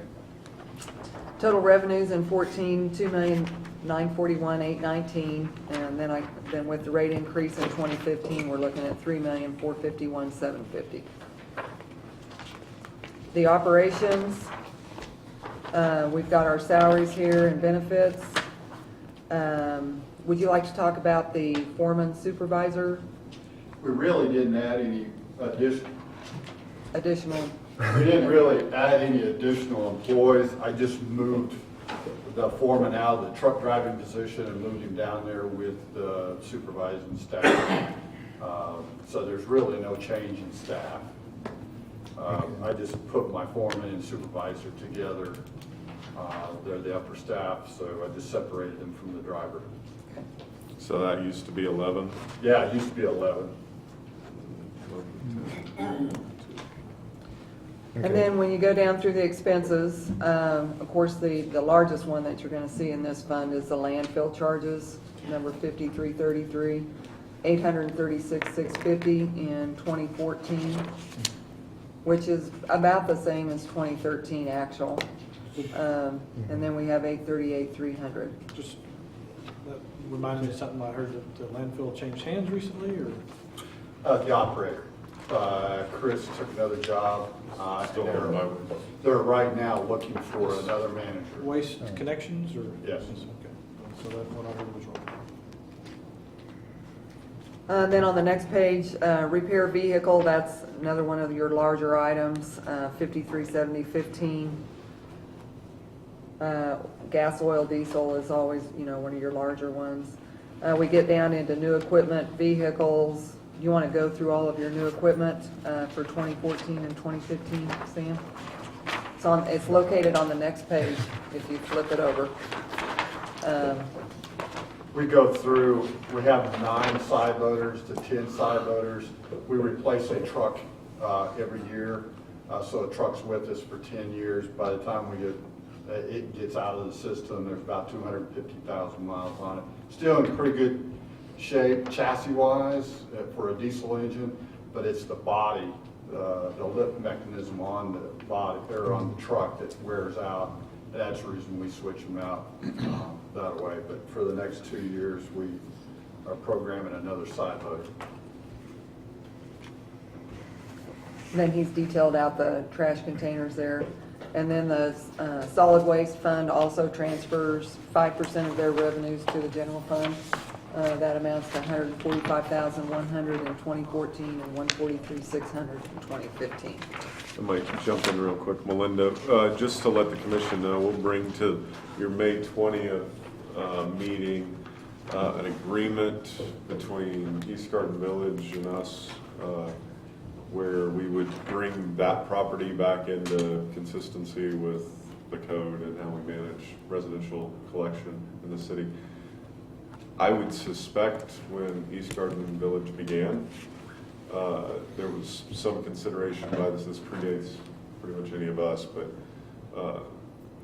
I would guess that we looked at that and thought, we can't, with our trucks, that we don't know how we'll service it. So they serviced their own. Even though residential is really exclusively collected by the City of Garden City Utility, we allowed them to have their own collection. We've been in discussions with them as they bought other properties and looked at it and said, well, if we're collecting this, should we be collecting all of it?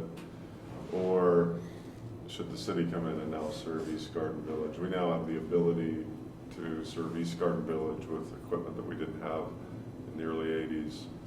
So we've been working with them for a couple months now to try to figure out, okay, how do you do this? How do you transition like 400 plus customers?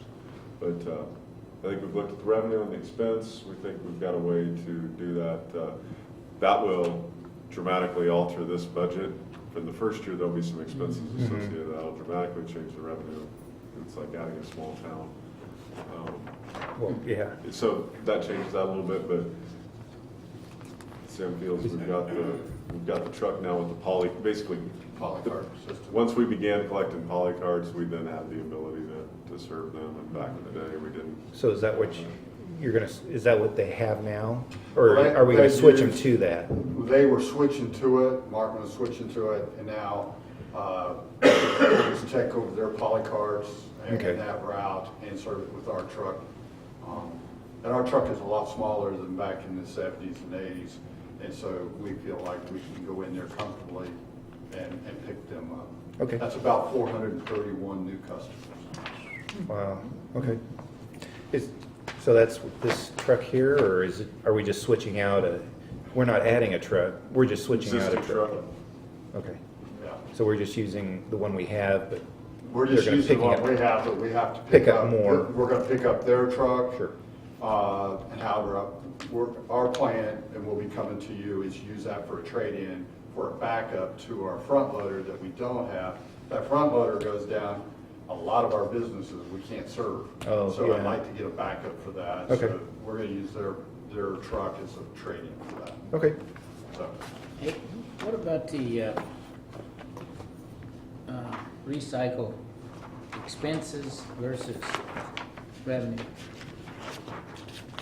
We were just gonna turn the page and look at recycling. In basically labor.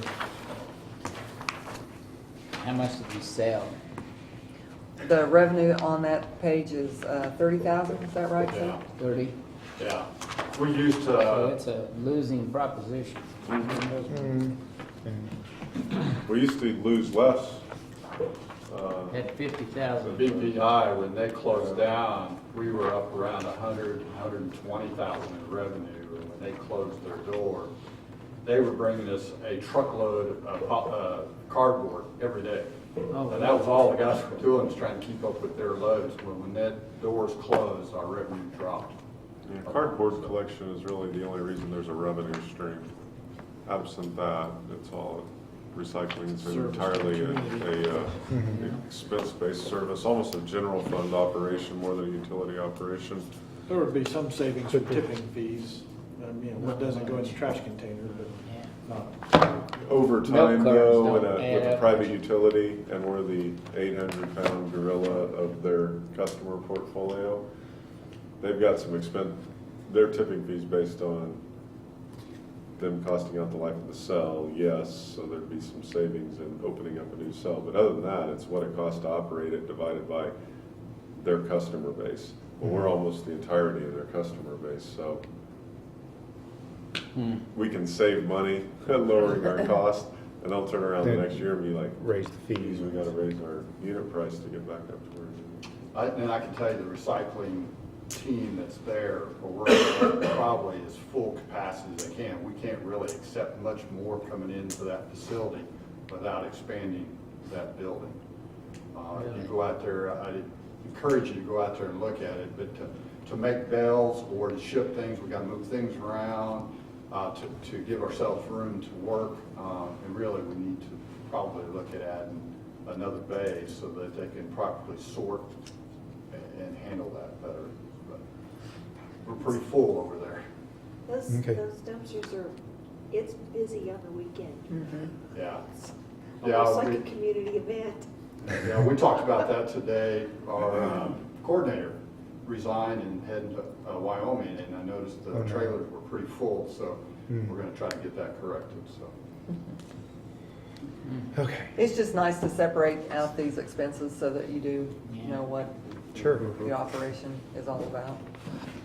Okay, so that takes us to the end of solid waste. So we've got, One more thing, Yeah. we're gonna talk about, what's not showing in the paper too is, I requested to hire 2 seasonal Oh, yeah. employees to help us get caught back up on repairing our containers if you've gone around town.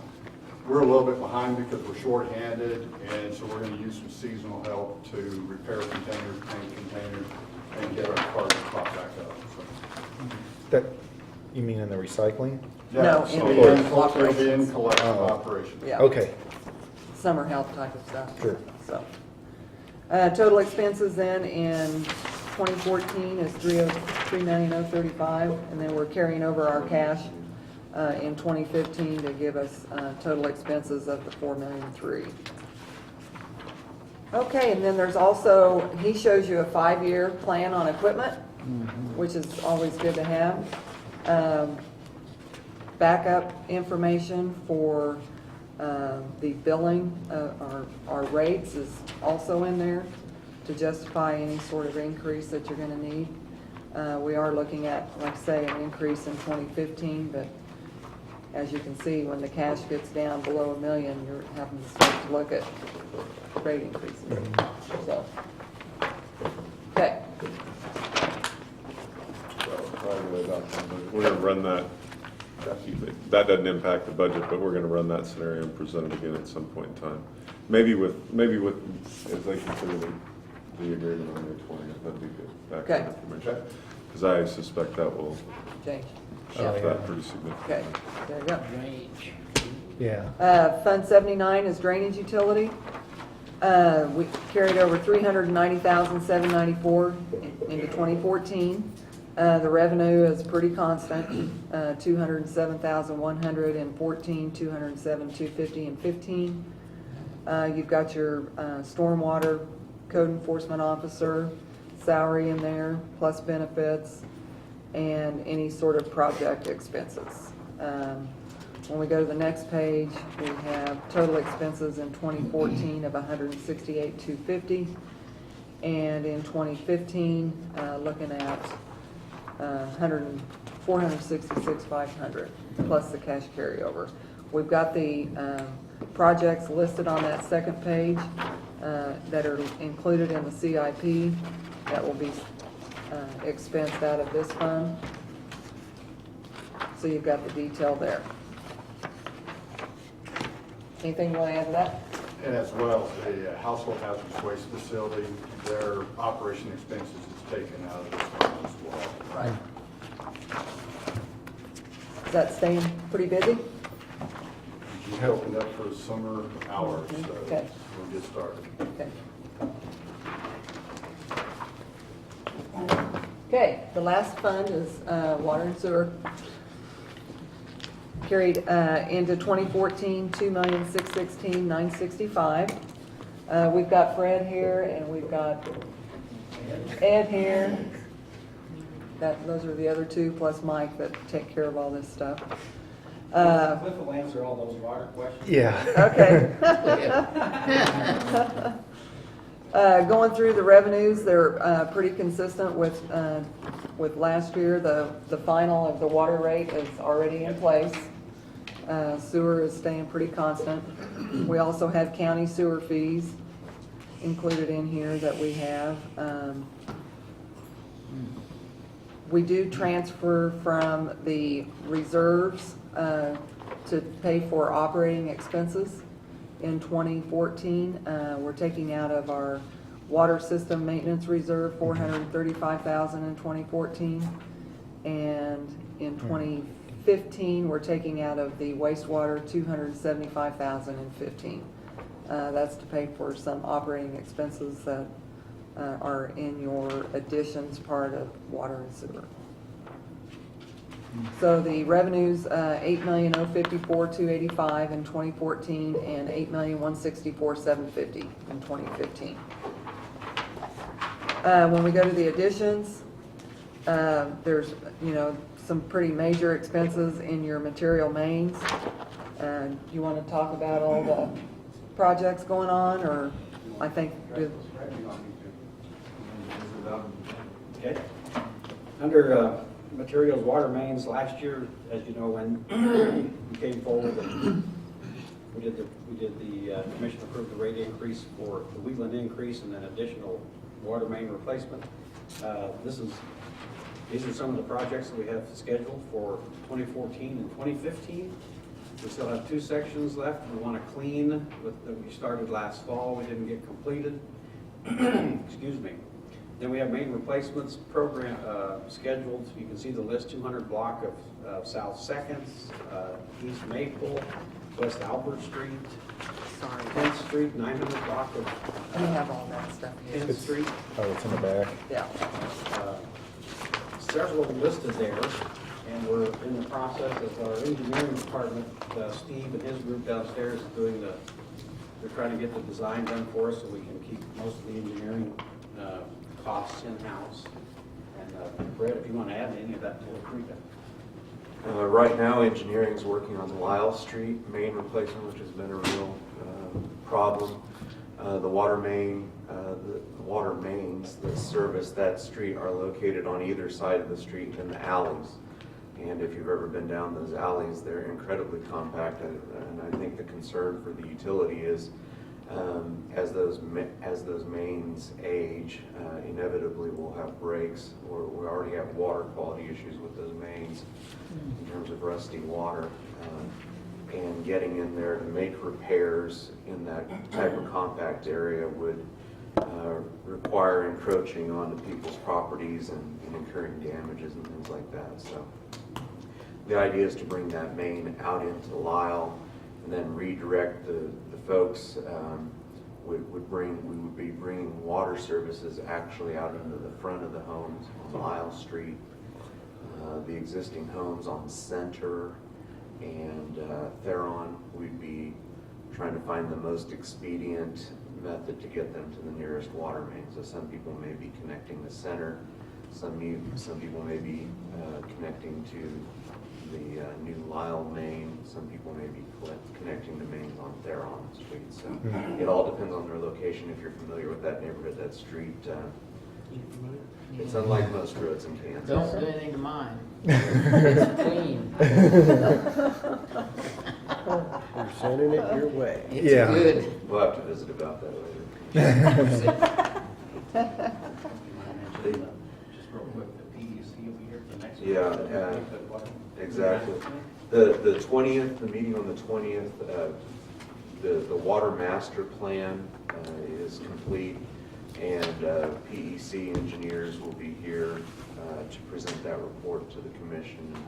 We'll be asking the commission to adopt that report as our future water supply and plan for till basically about 2035, 2040. So seems like a long time, but it isn't going to be all that long. So a number of mains that we have listed here are trouble areas for us, areas that probably when they were constructed, while they provide safe drinking water, now they're not the ideal type of construction, or they lack looping, or they have long service laterals from our water main to their meter.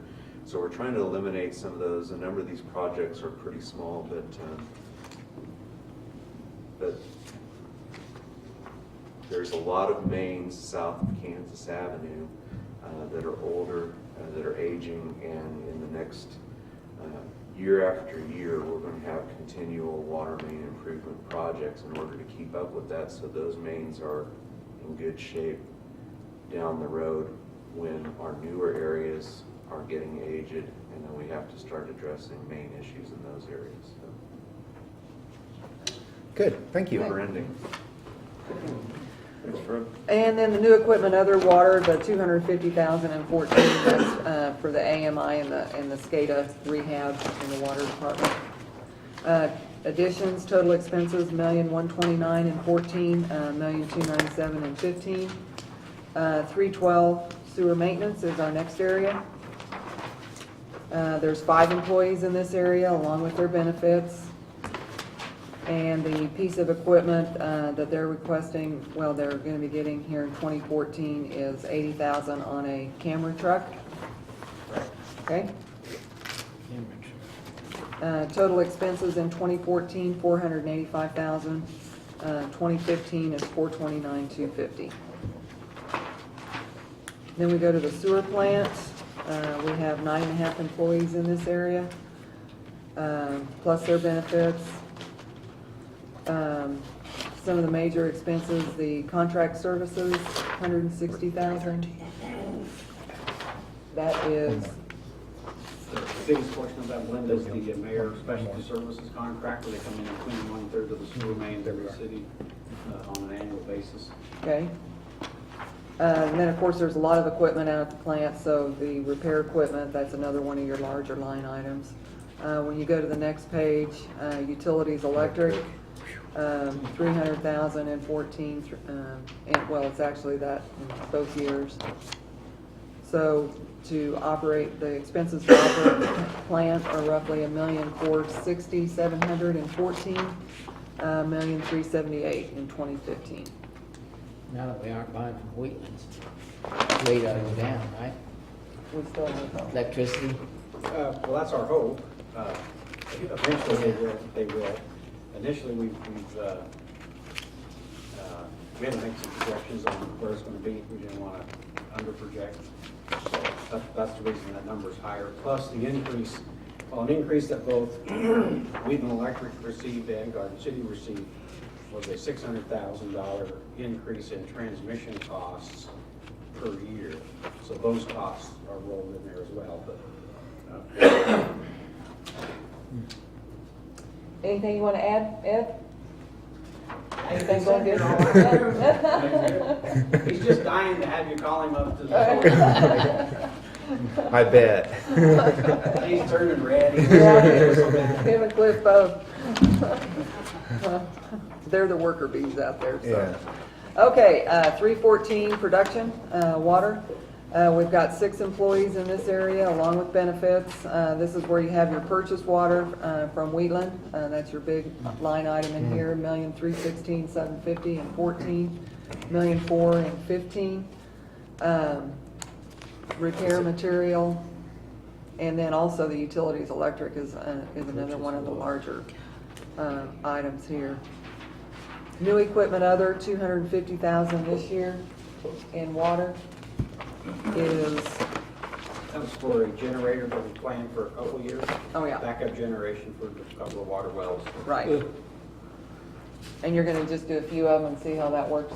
Yeah, we've kind of scaled back on, we don't need to do every one of those wells, so we're gonna trying to get set up for maybe with a mobile generator, we can move from well to well if we need to, but we're not gonna do 1 or 2 every year like initially planned several years ago.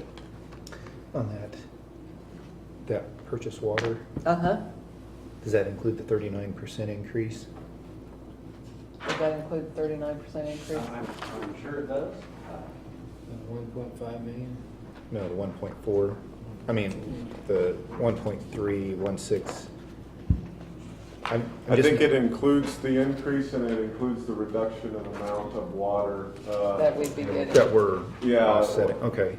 Well, the agreement would suggest they aren't provided $1 million of water unless we provide written Sure, okay. request for it.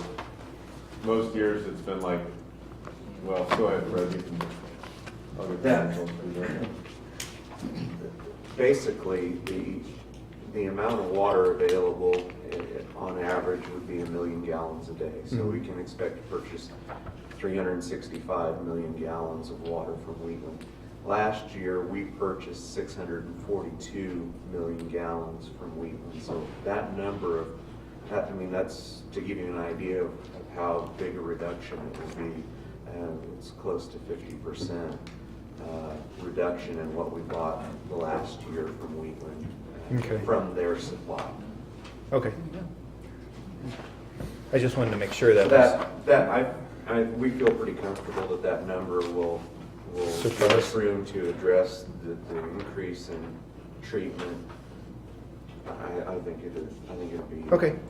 I was just making sure.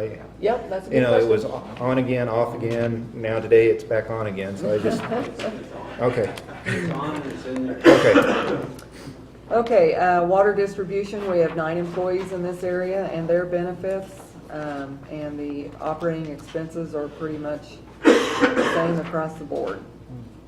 The new equipment in 2014, the 80,000 is, gotta go back to my sheet.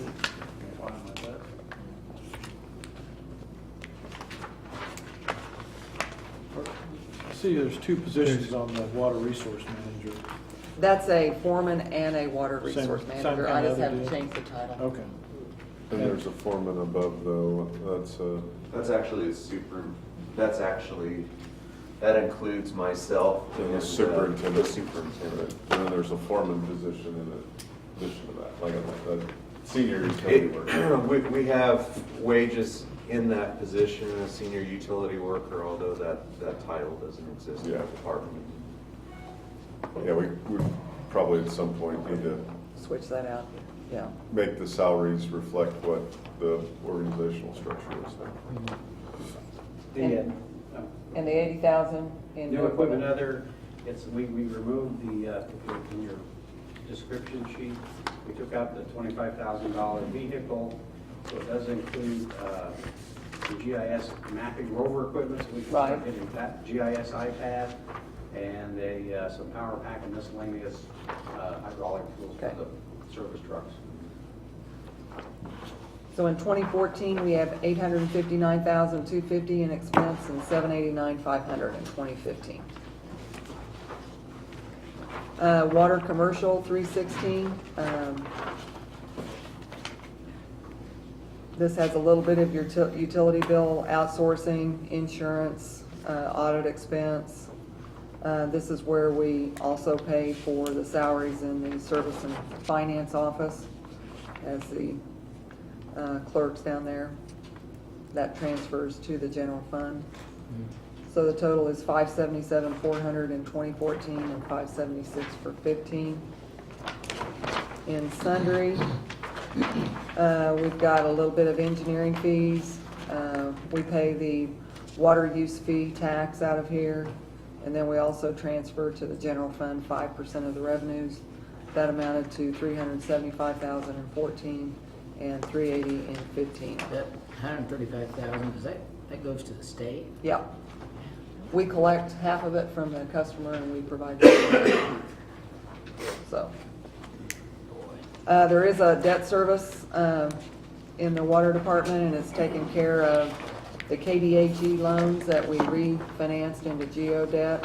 It also takes care of their AMI expenses that we did. And then in 2015, we have included in the budget a debt payment for a building to be debt finance out there with the electric.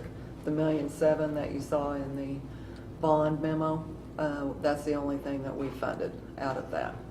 We took everything else out for the time being. But we did leave that in for your consideration. It doesn't mean that you're approving it. I just wanted you to know that I allowed for a payment of principal and interest in there. Okay. Total expenses in 2014, $9,289,250. Cash carryover of $1,382,000. We have a cash carryover into 2016 of $196,000.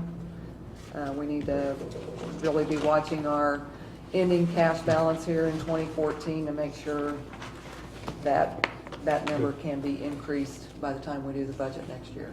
So there's just a lot of maintenance expenses in this fund, but it's infrastructure that's gone bad over the years, and it's just really hard to fund all in one year. So you have all your detail back there. Then we have Fund 81 and 82, and those are the reserve funds for water and sewer. Wastewater is your first one. We had $285,000 cash going into 2014. We have 5% of the revenues coming in here. We're taking out $100,000 transfer to the water sewer fund. Next year, we've got the same fees coming in, and we're transferring $275,000. We anticipate a cash carryover of $187,000. Fund number 82 is the water maintenance reserve. It carried over $579,758. We're transferring $435,000 into the water fund to pay for maintenance expenses. Carries over $372 into 2015. We've got the fees, and then we've got the transfer of $150,000.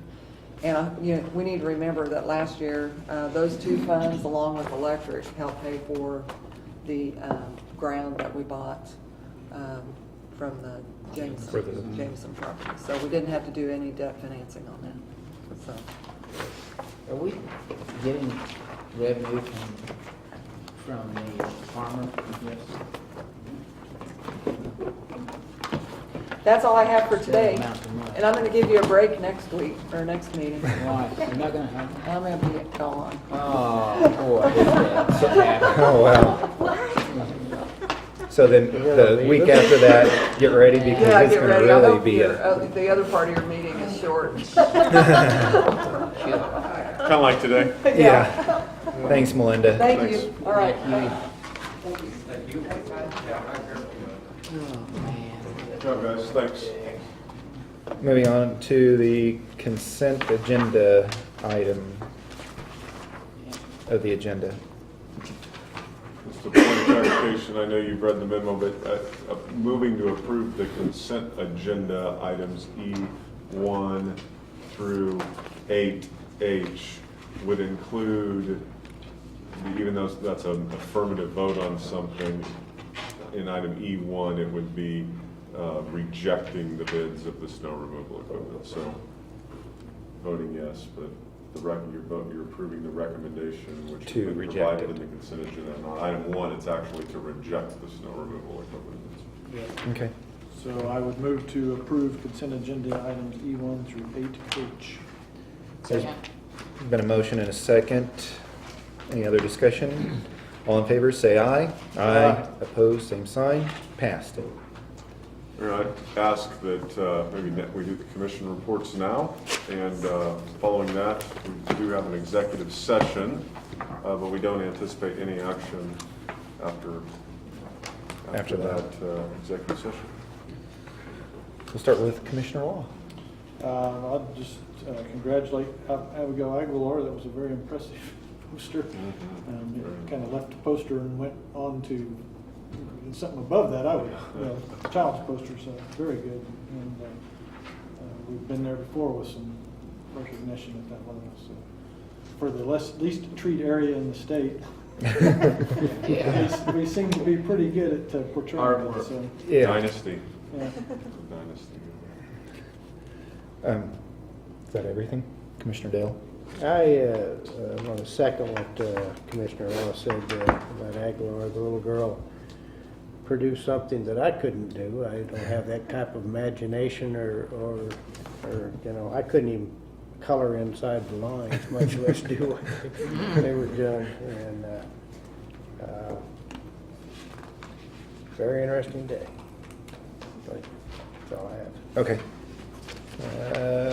Commissioner Dahl? I too would like to congratulate Abigail Aguilar. She represented Garden City very wonderfully in Southwest Kansas and our state. And I'd also like to congratulate Rochelle Powell and Cole Wassinger for their certifications. You done? You done? Commissioner I wanted Fankhauser? to compliment Rochelle on her accomplishments and also Cole and Melinda for her award she got for finance. That's all. That's all. I too would echo what all the previous commissioners have noted on, you know, we have outstanding students doing great things. Not only Abigail, but we did have the other two students from Charles Stones that were runners-up, and they are planting a tree over there today as well. So congratulations to them, as well as it's always nice to see employees and staff members, you know, further their education to help them in their positions, as Rochelle Powell did and Cole Wassinger did in their certifications. So congratulations to them. I also wanted to mention that we did have a good turnout at our town hall meeting and a lot of lively discussion. I think we asked Matt, and follow up with Randy to see if they could come up with some ways to look at Gillespie. There was issues raised on that. And I think, have we gotten anything? Or what can we do? Yes. After seeing my name mentioned by Commissioner Fankhauser in the paper, I started. That's always a good deferral. Yeah. Give it to Randy. Yeah. I started working on that issue, and Matt and I met with the police department and also Mr. Kentner last Friday, I believe it was. I had some ideas about abatement of the conditions, and looks like maybe we can proceed under the environmental code, which is not the building code or unsafe structure, but it allows us to address aesthetic issues, blighting of a neighborhood issue, and some unsafe structure issues. So it looks like we have a structure that clearly is blighting the neighborhood. It's boarded up, but it's probably not an unsafe structure, but at the same time, it falls within what we are seeking to address under the environmental code, which we adopted several years ago for this type of reason. We didn't adopt it so that we could tell people what color to paint their house or what they should plant in their yard, but to address situations like this that have become a real issue. It's my understanding that the police department is actively trapping animals over there, and they're keeping a running code. What I have asked the code enforcement department to do is start taking digital photographs of the property as well as the neighborhood. I've asked them to get written statements from the neighbors so that I can put those in affidavit form, so that then I can present a case to you.